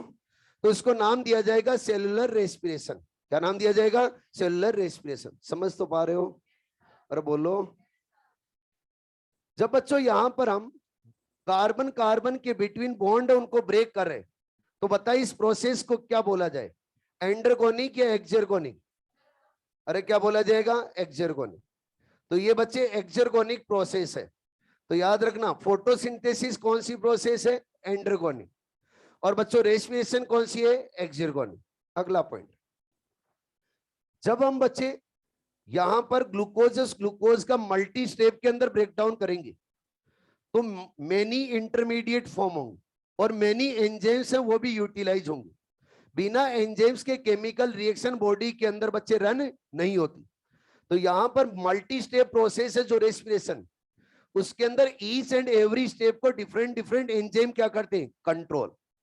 जब डिफरेंट डिफरेंट एंजाइम है वो कंट्रोल कर रहे हैं, और मैं बोल रहा हूं कि जब हम मल्टी स्टेप है उस मल्टी स्टेप के अंदर इसका ब्रेकडाउन कर रहे हैं तो मल्टी स्टेप के अंदर क्या करेंगे, एनर्जी को रिलीज। हेलो, अब जब मल्टी स्टेप के अंदर बच्चों इंटरमीडिएट भी फॉर्म होंगे, जो इंटरमीडिएट फॉर्म होंगे रेस्पिरेशन के, वो कुछ इंटरमीडिएट बच्चे कुछ कंपाउंड का सिंथेसिस कर देते। जैसे आप लोगों को बताया था एक सक्सिनाइल कोएंजाइम ए, याद है, सक्सिनाइल कोएंजाइम ए रेस्पिरेशन का इंटरमीडिएट है, लेकिन रिक्वायरमेंट होने पे प्लांट बॉडी के अंदर क्या क्लोरोफिल सिंथेसिस करवाता है, यानी कुछ अदर कंपाउंड का क्या कर रहा है बच्चे, फॉर्मेशन। एक्चुअल में हम क्या कर रहे हैं, क्या ग्लूकोज का ब्रेकडाउन कर रहे हैं? अगर ब्रेकडाउन कर रहे हैं तो बच्चों कैटाबोलिज्म बोलेंगे या एनाबोलिज्म? कैटाबोलिज्म। लेकिन जब ब्रेकडाउन हो रहा है तो इसके इंटरमीडिएट बन रहे हो, इंटरमीडिएट क्या बच्चे न्यू कंपाउंड का सिंथेसिस भी कर रहे हैं? अगर सिंथेसिस भी कर रहे हैं तो बोलो क्या बोलेंगे, क्या एनाबोलिज्म? तो जब भी रेस्पिरेशन चलता है तो क्या होगा, कैटाबोलिज्म भी चलेगा और एनाबोलिज्म भी। अगर दोनों प्रोसेस चल रही है तो इस प्रोसेस को बोला जाएगा बच्चे एमपी बोलिक पाथवे। क्या बोला जाएगा, एमपी बोलिक पाथवे। तो याद रखना रेस्पिरेशन को क्या बोला गया है, एमपी बोलिक पाथवे, या फिर बोला जाएगा एमपी बोलिक प्रोसेस। अब जब रेस्पिरेशन रन करते हैं, और मैं एरोबिक रेस्पिरेशन की बात कर रहा हूं, समझो पहले सारे। जब मैं एरोबिक रेस्पिरेशन की बात कर रहा हूं तो एरोबिक रेस्पिरेशन के अंदर क्या ऑक्सीजन और ऑक्सीजन रिक्वायर्ड है? ऑक्सीजन तो रिक्वायर्ड है, लेकिन बच्चे ऑक्सीजन का स्टार्टिंग में कोई यूज नहीं होता। ऑक्सीजन को रेस्पिरेशन की फाइनल स्टेप में यूज में लिया जाता है, फाइनल जो एंड स्टेप होती है उसके अंदर यूज में लिया जाता है। और ये ऑक्सीजन क्या करता है, इलेक्ट्रॉन को एक्सेप्ट करता है फाइनली। क्या करेगा, इलेक्ट्रॉन को एक्सेप्ट। तो एरोबिक रेस्पिरेशन का फाइनल इलेक्ट्रॉन एक्सेप्टर कौन होगा, ऑक्सीजन। तो कौन होगा, ऑक्सीजन। और बच्चे ऑक्सीजन और ऑक्सीजन स्ट्रॉन्ग इलेक्ट्रॉन एक्सेप्टर होता है। कैसा होता है, स्ट्रॉन्ग इलेक्ट्रॉन एक्सेप्टर। अगर ऑक्सीजन स्ट्रॉन्ग इलेक्ट्रॉन एक्सेप्टर है तो क्या सिस्टम से जल्दी जल्दी इलेक्ट्रॉन को रिमूव करेगा? और बच्चे रेस्पिरेशन की प्रोसेस को फास्ट चलाएगा या स्लो, फास्ट। अगर ये स्ट्रॉन्ग इलेक्ट्रॉन एक्सेप्टर है तो अपने आप इलेक्ट्रॉन बच्चे रिमूव होते जाएंगे रेस्पिरेशन से। अगर अपने आप इलेक्ट्रॉन रिमूव हो रहे तो प्रोसेस कैसी है, डाउन हिल या अप हिल, डाउन हिल। इसीलिए रेस्पिरेशन प्रोसेस को क्या बोला जाता है, डाउन हिल प्रोसेस।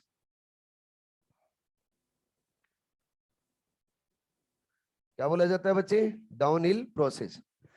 वैसे हमने फोटोसिंथेसिस को क्या बोला था, क्या अपहिल प्रोसेस? क्यों बोला था, क्योंकि वहां पर इलेक्ट्रॉन एक्सेप्ट करने वाला कौन था, कार्बन डाइऑक्साइड। और क्या वो वीक इलेक्ट्रॉन एक्सेप्टर था? और बोलो, इसलिए उसको क्या बोला था, अपहिल प्रोसेस। समझ में तो आ रहा है क्या? जब बच्चों रेस्पिरेशन हम रन कर रहे हैं तो रेस्पिरेशन के ड्यूरिंग कंपाउंड से उन कंपाउंड्स का ब्रेकडाउन करेंगे। जो रेस्पिरेशन में कंज्यूम होने वाले कंपाउंड्स है उनको बोला जाता है रेस्पिरेटरी सबस्ट्रेट। क्या बोला जाता है, रेस्पिरेटरी सबस्ट्रेट। हमने ये रिएक्शन पढ़ी, इस रिएक्शन के अंदर किसका हम ब्रेकडाउन कर रहे हैं, ग्लूकोज का। तो यहां पर बच्चों रेस्पिरेटरी सबस्ट्रेट क्या है, ग्लूकोज। अगला पॉइंट आता है कि रेस्पिरेटरी सबस्ट्रेट और रेस्पिरेटरी सबस्ट्रेट की फॉर्म में किसको यूज में लिया जाता है? रेस्पिरेटरी सबस्ट्रेट की फॉर्म में जो फूड के अंदर अवेलेबल बच्चों जितने भी कंपोनेंट है उनको यूज में लिया जाएगा। कौन कौन से? एक तो आप लोगों ने कार्बोहाइड्रेट का नाम सुना होगा। अरे सुना है क्या? कार्बोहाइड्रेट के अलावा आप लोगों ने बच्चे फैट का नाम सुना होगा।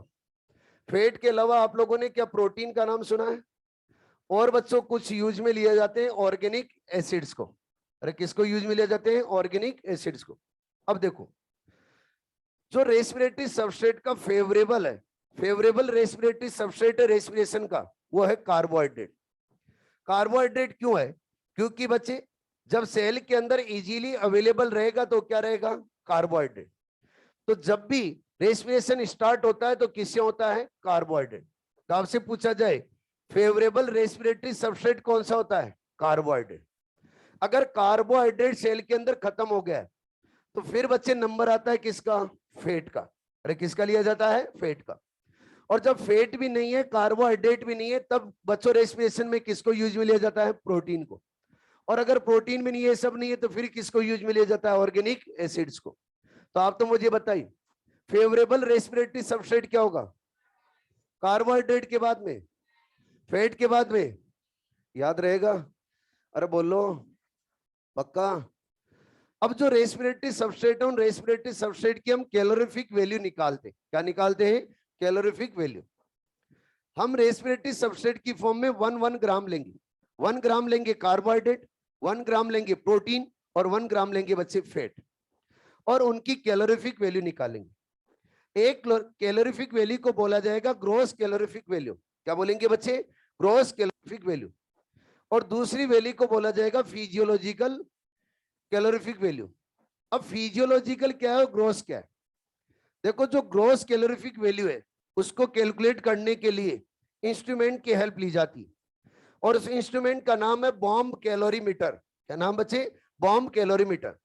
उस बॉम्ब कैलोरीमीटर के अंदर 1 ग्राम रेस्पिरेटरी सबस्ट्रेट रखेंगे और उसको बच्चे रेस्पिरेशन के अंदर कंज्यूम करवा के फिर जो मशीन है उस मशीन के अंदर जो डेटा आएगा कैलोरीफिक वैल्यू का, वो रहेगा क्या? Gross calorific value. यानी टोटल जो कैलोरीफिक वैल्यू है उसको क्या बोला जाएगा? ग्रॉस। फिजियोलॉजिकल, जो बॉडी है उस बॉडी में अपने को कितनी एनर्जी मिलती है 1 ग्राम से, वो उसकी क्या रहेगी? फिजियोलॉजिकल। आप मुझे बताएं, ग्रॉस कैलोरीफिक वैल्यू ज्यादा होगी या फिजियोलॉजिकल? ग्रॉस। क्यों रहेगी ज्यादा? क्योंकि फिजियोलॉजिकल वैल्यू के अंदर तो बच्चे हीट की फॉर्म में एनर्जी का क्या हो जाएगा? लॉस। लेकिन ग्रॉस के अंदर कोई हीट की फॉर्म में एनर्जी का लॉस नहीं होगा, क्योंकि वहां पर क्या करें? क्या मशीन की हेल्प से, क्या इंस्ट्रूमेंट की हेल्प से हम कैलोरीफिक वैल्यू कैलकुलेट करें? अरे बोलो, अलग अलग करके देख लेते हैं। सबसे पहले किसकी देखेंगे? कार्बोहाइड्रेट। उसके बाद में किसकी देखेंगे बच्चे? प्रोटीन। और उसके बाद में किसकी देखेंगे? लिपिड या फिर फैट। फैट ही बोल देते हैं। सबसे पहले ग्रॉस कैलोरीफिक वैल्यू, और उसके बाद में क्या है? Physiological calorific value. और ये कितने ग्राम ले रहे हैं बच्चे? 1 ग्राम। अरे कितना ग्राम ले रहे हैं? 1 ग्राम। जब बच्चे 1 ग्राम कार्बोहाइड्रेट लिया और बॉम्ब कैलोरीमीटर के अंदर लिया, तो इसकी जो कैलोरीफिक वैल्यू आई वो आई 4.1 किलो कैलोरी पर ग्राम। और जब फिजियोलॉजिकल वैल्यू देखी तो थी 4 किलो कैलोरी पर ग्राम। जब हम प्रोटीन और प्रोटीन की बचे बॉम्ब कैलोरीमीटर की हेल्प से ग्रॉस कैलोरीफिक वैल्यू कैलकुलेट करते हैं, तो आप लोगों को मिलेगी 5.65 किलो कैलोरी पर ग्राम। और बच्चे फिजियोलॉजिकल अपनी बॉडी में देखें तो वैल्यू मिल रही थी 4 किलो कैलोरी पर ग्राम। जब हम फैट की देखें तो फैट की थी बच्चे gross calorific value 9.45 kilo calorie पर ग्राम। और जब हमने फिजियोलॉजिकल वैल्यू देखी तो कितनी थी? 9 किलो कैलोरी पर ग्राम। जब ये कैलोरीफिक वैल्यू बताई जाती है तो चिल्लर के कान खड़े होते हैं। यहां पे क्वेश्चन पूछता है स्टूडेंट रे, स्टूडेंट यहां पे क्वेश्चन पूछता है कि सर, रेस्पिरेटरी सबस्ट्रेट की फॉर्म में किसको लेना चाहिए? जो एनर्जी ज्यादा प्रोवाइड करे क्या उसको, या जो एनर्जी कम प्रोवाइड करे उसको? तो मेरा आंसर था जो एनर्जी ज्यादा प्रोवाइड करे उसको। सर, ज्यादा एनर्जी प्रोवाइड करने वाले को रेस्पिरेटरी सबस्ट्रेट में फेवरेबल लेना चाहिए था, लेकिन आपने बोला कि फेवरेबल रेस्पिरेटरी सबस्ट्रेट क्या होता है? कार्बोहाइड्रेट। और कार्बोहाइड्रेट के अंदर भी फेवरेबल रेस्पिरेटरी सबस्ट्रेट क्या होता है? ग्लूकोज। याद रखना है, कार्बोहाइड्रेट में भी फेवरेबल रेस्पिरेटरी सबस्ट्रेट क्या होता है? ग्लूकोज। आपने तो जस्ट उल्टा बोला है। मैंने जो बोला है वो भी सही है, और जो सामने वाला बोल रहा है वो भी सही है, लेकिन इन दोनों में से मोर करेक्ट कौन है ये देखना है। मैं बोल रहा हूं कि 9 किलो कैलोरी फिजियोलॉजिकल वैल्यू है लिपिड और फैट की, लेकिन बच्चे अगर हमें इंस्टेंट एनर्जी की रिक्वायरमेंट होती है तो इंस्टेंट एनर्जी प्रोवाइड करने वाला फैट और लिपिड कभी भी नहीं हो सकता। इंस्टेंट एनर्जी प्रोवाइड करने वाला कौन रहेगा? कार्बोहाइड्रेट। अगर आपने जनरल लाइफ में देखा हो तो इसका एग्जाम्पल बहुत बार अपने सामने आता है, लेकिन अपन आंखें बंद कर लेते हैं। जब भी किसी को चक्कर आते और चक्कर आके गिर गया तो तुरंत उसको ग्लूकोन डी तो छोड़ो, क्या चीनी का घोल पिलाया जाता है? चीनी, और चीनी के अंदर क्या है? सुक्रोज। सुक्रोज है तो उसके अंदर क्या है? Glucose fructose. क्या कार्बोहाइड्रेट है? जब उसको बच्चे शुगर सॉल्यूशन पिलाया तो थोड़ी देर में क्या हो जाता है? एक्टिवेट। क्या जाओ अब देख लेंगे सभी। और अगर आप जैसे अंग्रेज हो तो क्या पिलाएंगे? क्या ग्लूकोन डी। अब जब ग्लूकोन डी पिलाएंगे तो ग्लूकोन डी के अंदर भी क्या रहते हैं? कार्बोहाइड्रेट। वो कार्बोहाइड्रेट जब भी बॉडी के अंदर जाएंगे, सेल्स के अंदर जाके बच्चे उनका तुरंत ब्रेकडाउन होगा, यानी रेपिडली ब्रेकडाउन होगा। रेपिडली ब्रेकडाउन होगा तो क्या इंस्टेंट एनर्जी देंगे? अब आप मुझे बताओ, इंस्टेंट एनर्जी प्रोवाइड करने वाला रेस्पिरेटरी सबस्ट्रेट कौन सा है? कार्बोहाइड्रेट। कौन सा होगा? कार्बोहाइड्रेट। फेट और फेट का जब ऑक्सीडेशन होता है तो फेट से पहले इंटरमीडिएट बनते, फेट से पहले क्या बनते हैं? इंटरमीडिएट। ग्लिसरॉल बनेगा और फैटी एसिड बनेगा। अब ग्लिसरॉल अपनी अलग एक साइकिल चलाता है और फैटी एसिड एक अपनी अलग साइकिल चलाता है, वो अलग अलग धीरे धीरे क्या होंगे? ब्रेक। जब आप फैट और अगर लिपिड को मेन या फिर फेवरेबल रेस्पिरेटरी सबस्ट्रेट लेते हो तो वो कभी भी बच्चे इंस्टेंट एनर्जी नहीं दे सकता, क्योंकि पहले वो अपने इंटरमीडिएट में ब्रेक होगा और फिर आगे जाके क्या करेगा? साइकिल चलाएगा। अगर इंटरमीडिएट में ब्रेक होकर फिर डिफरेंट डिफरेंट साइकिल चला रहा है तो ये कभी भी इंस्टेंट एनर्जी नहीं दे सकता। तो इंस्टेंट एनर्जी देने वाला कौन है? कार्बोहाइड्रेट। तो बताओ मेन रेस्पिरेटरी सबस्ट्रेट क्या कार्बोहाइड्रेट को लिया जाए? अरे बोलो। मानता नहीं है स्टूडेंट, फिर बोलता है सर कार्बोहाइड्रेट इससे भी 4 किलो कैलोरी एनर्जी, प्रोटीन से भी 4 किलो कैलोरी एनर्जी। तो अब कार्बोहाइड्रेट को हमने बोला कि main respiratory substrate instant energy दे रहा है इसलिए, और इजीली अवेलेबल रहता है सेल के अंदर इसलिए। लेकिन प्रोटीन भी तो इजीली अवेलेबल रहता है, क्या प्रोटीन और प्रोटीन इंस्टेंट एनर्जी नहीं देता? पहला पॉइंट तो इंस्टेंट एनर्जी नहीं देता। दूसरा पॉइंट, प्रोटीन को फेवरेबल रेस्पिरेटरी सबस्ट्रेट में कभी भी नहीं ले सकते, क्योंकि सेल और सेल का प्रोटोप्लाज्म कौन बनाता है? प्रोटीन। और अगर आपने प्रोटीन का ऑक्सीडेशन कर दिया तो प्रोटोप्लाज्म को खत्म कर दोगे, सेल के पास कुछ नहीं बचेगा, सेल की क्या हो जाएगी? डेथ। दूसरा रीजन, जब आप प्रोटीन का ऑक्सीडेशन करते हो तो बाई प्रोडक्ट की फॉर्म में बच्चों अमोनिया रिलीज होता है। क्या रिलीज होता है? अमोनिया। और अमोनिया अगर सेल के अंदर ज्यादा रिलीज हो गया तो क्या टॉक्सिक होगा? क्या रहेगा? टॉक्सिक। स्टूडेंट बोलता है कि क्या हो गया? टॉक्सिक हो गया तो मैं नॉन टॉक्सिक बना दूंगा उसको। अगर नॉन टॉक्सिक बनाना चाहता है तो वाटर की डिमांड रहेगी बहुत ज्यादा, यानी वाटर बहुत ज्यादा डिमांडेबल रहेगा, पूरे दिन पानी पीता रहेगा, कुछ काम नहीं कर पाएगा। इसलिए मेन फेवरेबल या फिर बोलूं मेन जो रेस्पिरेटरी सबस्ट्रेट है वो किसको लिया जाता है? कार्बोहाइड्रेट। प्रोटीन और फैट बच्चों मेन रेस्पिरेटरी सबस्ट्रेट नहीं होंगे। अरे ठीक है, अच्छे से क्लियर है ना ये दोनों पॉइंट? अरे बोलो। आगे आगे जब आप एनसीईआरटी पढ़ते हो तो एनसीईआरटी के अंदर एक पॉइंट लिखा हुआ मिलेगा, डू प्लांट ब्रीथ। आपसे क्वेश्चन पूछ रही है एनसीईआरटी, क्या प्लांट और प्लांट ब्रीथ करते हैं? यस, मैं भी यही बोलूंगा। लेकिन जरा ये देखो बच्चों, क्या प्लांट्स के पास सर्कुलेटरी सिस्टम है? ऊपर देखो, गर्दन मट्टी का छोड़ रहा हूं 2-4 मिनट में। गलत बोल दिया, 5-10 मिनट में।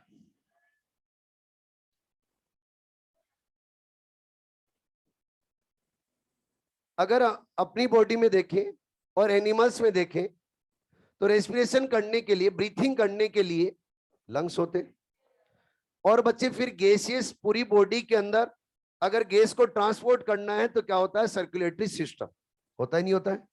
क्या आपने प्लांट बॉडी में सर्कुलेटरी सिस्टम देखा है? आज प्लांट को कट करके मत देखना, नहीं होता उसमें। कई लोग जाते एक प्लांट को कट करके देखने लग जाए कि है नहीं मैं तो आज देख के रहूंगी, क्या सर्कुलेटरी सिस्टम नहीं होता उसमें। क्या प्लांट बॉडी के अंदर लंग्स देखे आपने? फिर भी वो रेस्पिरेशन कर रहा है, फिर भी रेस्पिरेशन कर रहा है, तो इसका रीजन क्या है? हाँ स्टोमेटा है, आपकी बात को मैं मान रहा हूं, तो मैं तो नाक की बात ही नहीं की। स्टोमेटा तो क्या कर रहा है? क्या गैसेस एक्सचेंज कर रहा है? नोज की तो बात ही नहीं की मैंने, मैं तो बात किसकी कर रहा हूं? लंग्स की और सर्कुलेटरी सिस्टम की। देखो, जब भी प्लांट तो प्लांट गैसेस एक्सचेंज करेंगे तो गैसेस एक्सचेंज करने के लिए उनके पास में क्या होते हैं? स्टोमेटा। और स्टोमेटा के अलावा, स्टोमेटा तो प्रेजेंट रहते हैं लीफ पे, स्टोमेटा के अलावा बच्चों लेंटिसेल्स प्रेजेंट रहते हैं। वो कहां प्रेजेंट रहेंगे बच्चे? स्टेम के ऊपर प्रेजेंट रहेंगे और रूट पे भी रहेंगे। याद रखना, रूट पे भी मिलते हैं, रूट भी रेस्पिरेशन करती है, ऐसा नहीं है कि रूट रेस्पिरेशन नहीं करती। तो रूट और बच्चों स्टेम है उसके ऊपर क्या प्रेजेंट रहेंगे? लेंटिसेल्स। अब अपन एक एक करके बात करेंगे कि इनको लंग्स की क्यों नहीं जरूरत है और सर्कुलेटरी सिस्टम की क्यों नहीं जरूरत है। सबसे पहले बता रहा हूं कि इनको सर्कुलेटरी सिस्टम की क्यों नहीं जरूरत। बच्चे, जितने भी प्लांट के पार्ट है वो प्लांट के पार्ट अपना खुद का गैसेस एक्सचेंज खुद करते।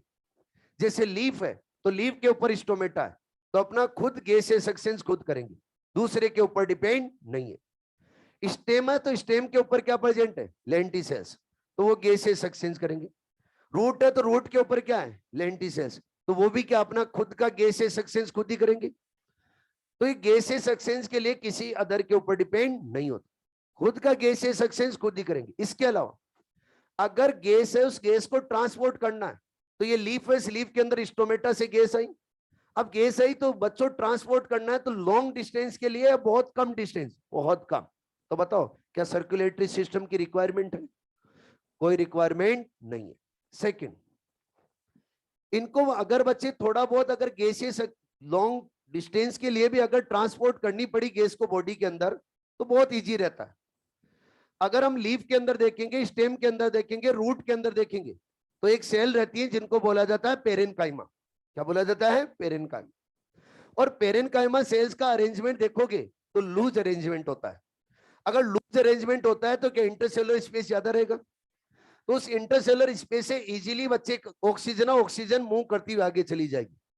अगर इजीली बच्चे शॉर्ट डिस्टेंस के लिए ट्रांसपोर्ट करना है, और ट्रांसपोर्ट करने के लिए भी इजी रहेगा, वो इजी क्या रहेगा, जो पेरेनकाइमा के बिटवीन इंटरसेलुलर स्पेस क्या रहेगा, ज्यादा, तो क्या इजीली गैस ट्रांसपोर्ट हो जाएगी। तो इनको सर्कुलेटरी सिस्टम की कोई रिक्वायरमेंट नहीं है। सेकंड, लंग्स की क्यों नहीं रिक्वायरमेंट? लंग्स की कब रिक्वायरमेंट होती है? जब बच्चों गैसेस की ज्यादा डिमांड होगी, तब क्या लंग्स की रिक्वायरमेंट है। अपनी बॉडी के अंदर ऑक्सीजन की डिमांड ज्यादा रहती है, इसलिए हम किसका यूज करते हैं? लंग्स का।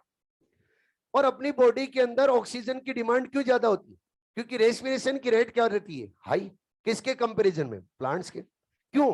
क्योंकि अपन बच्चों पूरे दिन क्या फिजियोलॉजिकल एक्टिविटी करते हैं। मैं जब से आया हूं क्या चुप हुआ? कंटिन्यू क्या बोल रहा हूं? अगर कंटिन्यू बोल रहा हूं तो क्या बच्चे मेरे को एनर्जी की रिक्वायरमेंट है? बोलो। आप लोग है वो कंटिन्यूअस सोच रहे हो, यहां पे कंसंट्रेट हो रहे हो, अगर कंसंट्रेट हो रहे हो तो एनर्जी, उस एनर्जी का यूटिलाइजेशन कर रहे हो। और अगर नींद निकाल रहे हो तो भी एनर्जी का यूटिलाइजेशन कर रहे हो। चाहे अपन सो रहे हो, खा रहे हो, पी रहे हो, एनर्जी तो यूज में आ रही है। अगर एनर्जी यूज में आ रही है तो क्या बच्चों एटीपी की रिक्वायरमेंट होगी? तो प्लांट ऑन प्लांट के कंपैरिजन में हम बहुत ज्यादा फिजियोलॉजिकल एक्टिविटी करते हैं। अगर बच्चों प्लांट्स फिजियोलॉजिकल एक्टिविटी कम करते हैं तो गैसेस की डिमांड कम होगी या ज्यादा? कम, बहुत कम रहेगी। और जो गैसेस की डिमांड बहुत कम है, तो फिर उस डिमांड को बच्चे आगे भी एटमॉस्फेयर से लेने की जरूरत नहीं है, क्योंकि फोटोसिंथेसिस करेंगे तो फोटोसिंथेसिस के ड्यूरिंग प्लांट बॉडी के इनसाइड क्या रिलीज होती रहती है? ऑक्सीजन। ऑक्सीजन पहले से अवेलेबल है अंदर। अगर ऑक्सीजन पहले से अवेलेबल है तो क्या ग्रेट डिमांड रहेगी ऑक्सीजन की? नहीं, ग्रेट डिमांड नहीं है, क्योंकि फिजियोलॉजिकल एक्टिविटी कम करते हैं, रेट ऑफ रेस्पिरेशन क्या रहेगा? कम। अगर रेट ऑफ रेस्पिरेशन कम और साथ में बच्चों ऑक्सीजन की जो रिक्वायरमेंट है उसको फुलफिल खुद ही कर लेते हैं, कौन सी प्रोसेस है? फोटोसिंथेसिस से। तो बताओ क्या लंग्स की रिक्वायरमेंट होगी? अरे बोलो। अगला पॉइंट, क्वेश्चन ये बनता है कि सर जो बल्की प्लांट होते हैं, बल्की प्लांट का मतलब क्या है? बड़े प्लांट नहीं, यहां पे बल्की प्लांट का मतलब यह है कि जिनका स्टेम क्या है बच्चे? बड़ा, यानी स्टेम का गर्थ क्या है? बहुत ज्यादा। अगर स्टेम गर्थ में ज्यादा है तो आप बोलोगे सर सेंट्रम में गैस कैसे पहुंचेगी? उस जो बल्की प्लांट है, उस बल्की प्लांट का जो स्टेम है, उस स्टेम के सेंटर तक गैस कैसे पहुंचेगी? हम मान रहे हैं कि जो पेरिफेरल जितना भी सेल्स है, उन सेल्स को तो लेंटी सेल से कंटिन्यूस क्या मिल जाएगी? ऑक्सीजन। लेकिन सेंटर वाली को कैसे मिलेगी? आप तो ये बोल रहे हो बहुत कम डिस्टेंस तक ट्रांसपोर्ट करना है, लेकिन अगर सेंटर तक ले जाएंगे तो बहुत ज्यादा डिस्टेंस हो जाएगी। सही बात है। प्लांट इसके अंदर भी मॉडिफिकेशन करके रखता है। कैसे? जो भी सेल है वो सेल डेड होने लगती है, उन सेल्स को कहां ट्रांसफर कर देता है? सेंटर में। और जितने भी लिविंग सेल है उनको कहां रखेगा? पेरिफेरल। अब सेल डेड है वो कहां है बच्चे? सेंटर में। और लिविंग सेल कहां है? पेरिफेरी। और periphery cell lenticels, lenticels के थ्रू क्या बच्चों एटमॉस्फेयर के कांटेक्ट में रहेगी। और ये पेरीफेरी जो सेल्स है, इनके अंदर जितना भी पेरेनकाइमा है वो लूज है या कॉम्पैक्टली रेंज है? लूज है। तो क्या इजीली बच्चे ऑक्सीजन मिलती रहेगी और रेस्पिरेशन भी प्रॉपर चलता रहेगा। तो क्या प्लांट और प्लांट रेस्पिरेशन करते हैं? बिल्कुल करते हैं। क्या विदाउट लंग्स करते हैं? क्या विदाउट सर्कुलेटरी सिस्टम करते हैं? अगला, types of respiration. 2 minute. Types of respiration की बात करें तो पहला है on the basis of respiratory substrate. Respiratory substrate के बेसिस पे टू टाइप में डिवाइड किया जाता है। पहला है बच्चे फ्लोटिंग रेस्पिरेशन, ऊपर ध्यान दो सारे। फर्स्ट कौन सा है? Floating respiration. फ्लोटिंग रेस्पिरेशन किसको बोलेंगे? अगर बच्चे रेस्पिरेटरी सबस्ट्रेट की फॉर्म में अगर आप कार्बोहाइड्रेट और फैट को यूज में ले रहे हो तो उस रेस्पिरेशन को क्या बोला जाएगा? फ्लोटिंग। क्या बोला जाएगा? फ्लोटिंग। या फिर मैं बोलूं जब भी नॉर्मल रेस्पिरेशन चल रहा है तो उसको क्या बोला जाएगा बच्चे? फ्लोटिंग। जब भी नॉर्मल रेस्पिरेशन चल रहा है उसको क्या बोला जाएगा? फ्लोटिंग। और फ्लोटिंग रेस्पिरेशन के अंदर मेनली यूज में लिया जाता है कार्बोहाइड्रेट एंड फैट को। ठीक है जी। सेकंड है बच्चे प्रोटोप्लाज्मिक रेस्पिरेशन। कौन सा है? Protoplasmic respiration. आप बोलोगे सर ये प्रोटोप्लाज्मिक कैसे? प्रोटोप्लाज्म, उस प्रोटोप्लाज्म का फॉर्मेशन कौन करता है? प्रोटीन। अरे कौन करता है? प्रोटीन। न्यूक्लियस नहीं, कौन करेगा? प्रोटीन। और प्रोटीन, उस प्रोटीन को अगर रेस्पिरेशन में कंज्यूम करें तो क्या बोला जाएगा? Protoplasmic respiration. ये प्रोटोप्लाज्मिक रेस्पिरेशन क्या नॉर्मल कंडीशन में होगा? नहीं। अगर सेल के इनसाइड कार्बोहाइड्रेट अवेलेबल नहीं है, सेल के इनसाइड बच्चों फैट अवेलेबल नहीं है, फिर जाके क्या प्रोटीन का नंबर आएगा? अरे बोलो। और ऐसी कंडीशन कब बनती? अगर कोई पर्सन लॉन्ग टाइम तक बीमार हो, अगर खाना नहीं खा रहा हो तो उसकी सेल्स के अंदर क्या धीरे धीरे कार्बोहाइड्रेट और फैट खत्म होने लगेगा। और एक दिन आएगा कि उसके अंदर बच्चे प्रोटोप्लाज्मिक रेस्पिरेशन स्टार्ट हो जाएगा, यानी प्रोटीन प्रोटीन का ऑक्सीडेशन हो जाएगा स्टार्ट। आपने देखा भी है किसमें? जब भी बच्चे कोई घर में ओल्ड पर्सन होता है और उसकी एज बहुत ज्यादा हो जाती है तो एक टाइम ऐसा भी आता है कि वो खाना खाना छोड़ देता है। जब खाना खाना छोड़ता है तो घर वाले ये बोलते हैं कि अब दिन नजदीक ही है। उनको कैसे पता चला? उनको कैसे पता चला कि दिन नजदीक ही है? खाना छोड़ दिया। खाना छोड़ने से क्या हुआ? उनको कुछ भी नहीं, उनको तो बस ये बताया कि खाना नहीं खा रहा है इसलिए जानने वाला है। लेकिन एक्चुअल में क्या होता है? जब बच्चे फूड इनटेक नहीं करेगा तो बॉडी के इनसाइड कार्बोहाइड्रेट और फैट नहीं जा रहा। तो जितना भी बॉडी के इनसाइड सेल्स के अंदर कार्बोहाइड्रेट फैट है उसका क्या हो जाएगा? पहले ऑक्सीडेशन। जब ऑक्सीडेशन हो जाएगा तो फिर किसका नंबर पड़ेगा? प्रोटीन का। अगर प्रोटीन इस प्रोटीन का ऑक्सीडेशन करना स्टार्ट कर दिया तो क्या प्रोटोप्लाज्म को अब की बार खत्म करना स्टार्ट किया? और अगर सेल का प्रोटोप्लाज्म खत्म हो जाएगा तो क्या सेल ही बच्चों राम की प्यारी हो जाएगी? अगर सेल ही नहीं रहेगी तो बॉडी का कोई एग्जिस्टेंस नहीं रहेगा। अरे ठीक है। अगला पॉइंट, अगर बच्चों सेल्स उन सेल्स के अंदर फूड नहीं है तब क्या जाके यहां पर प्रोटीन का ऑक्सीडेशन होने लगता है? तो हम बोलेंगे स्टारवेशन कंडीशन। स्टारवेशन को क्या बोला जाता है? भूखमरी। स्टारवेशन कंडीशन जब बनती है सेल में तब कौन सा रेस्पिरेशन चलता है बच्चे? Protoplasmic respiration. ठीक है जी। क्वेश्चन हो जाए एक फिर। चलो, अगर लेग्यूम प्लांट, लेग्यूम प्लांट कौन से होते हैं? पल्सेज वाले। ठीक है ना? इतना तो पता है ना? ठीक है। लेग्यूम सीड, उन लेग्यूम सीड को जर्मिनेट करवाएं तो बताइए लेग्यूम सीड के अंदर कौन सा रेस्पिरेशन स्टार्ट होगा? फ्लोटिंग या प्रोटोप्लाज्मिक? सोच समझ के आंसर देना। अब ऐसे बोलते आवाज कम आना स्टार्ट हो जाती है। प्रोटोप्लाज्मिक या फ्लोटिंग? दो ही ऑप्शन है, तीसरा तो है ही नहीं अभी। अरे बोलो। प्रोटोप्लाज्मिक गलत है, फ्लोटिंग होगा। क्या होगा? फ्लोटिंग। सर प्रोटीन और प्रोटीन यूज में आ रहा ना, लेकिन प्रोटीन तो यूज में आ रहा है लेकिन कौन सी कंडीशन में? नॉर्मल। मैंने क्या बोला था? जब भी नॉर्मल रेस्पिरेशन चल रहा है तो उसको क्या बोला जाएगा? फ्लोटिंग। और फ्लोटिंग रेस्पिरेशन के अंदर मेनली जो रेस्पिरेटरी सबस्ट्रेट यूज में आता है वो कौन सा आता है? अरे कौन सा आता है? Carbohydrate and lipid. ठीक है। जब स्टारवेशन कंडीशन बनेगी तब भी बच्चों अगर रेस्पिरेशन चल रहा है और प्रोटीन को यूज में लिया जा रहा है तब क्या बोला जाएगा? प्रोटोप्लाज्मिक। नॉर्मल कंडीशन के अंदर प्रोटोप्लाज्मिक नहीं बोलेंगे। ठीक। आगे नेक्स्ट है, on the basis of oxygen presence और ऑक्सीजन एब्सेंस। ऑक्सीजन की प्रेजेंस और ऑक्सीजन के एब्सेंस के बेसिस पे रेस्पिरेशन को टू टाइप में डिवाइड किया जाता है। एक को बोला जाता है एरोबिक और दूसरे को बोला जाता है एनएरोबिक। नेक्स्ट क्लास में।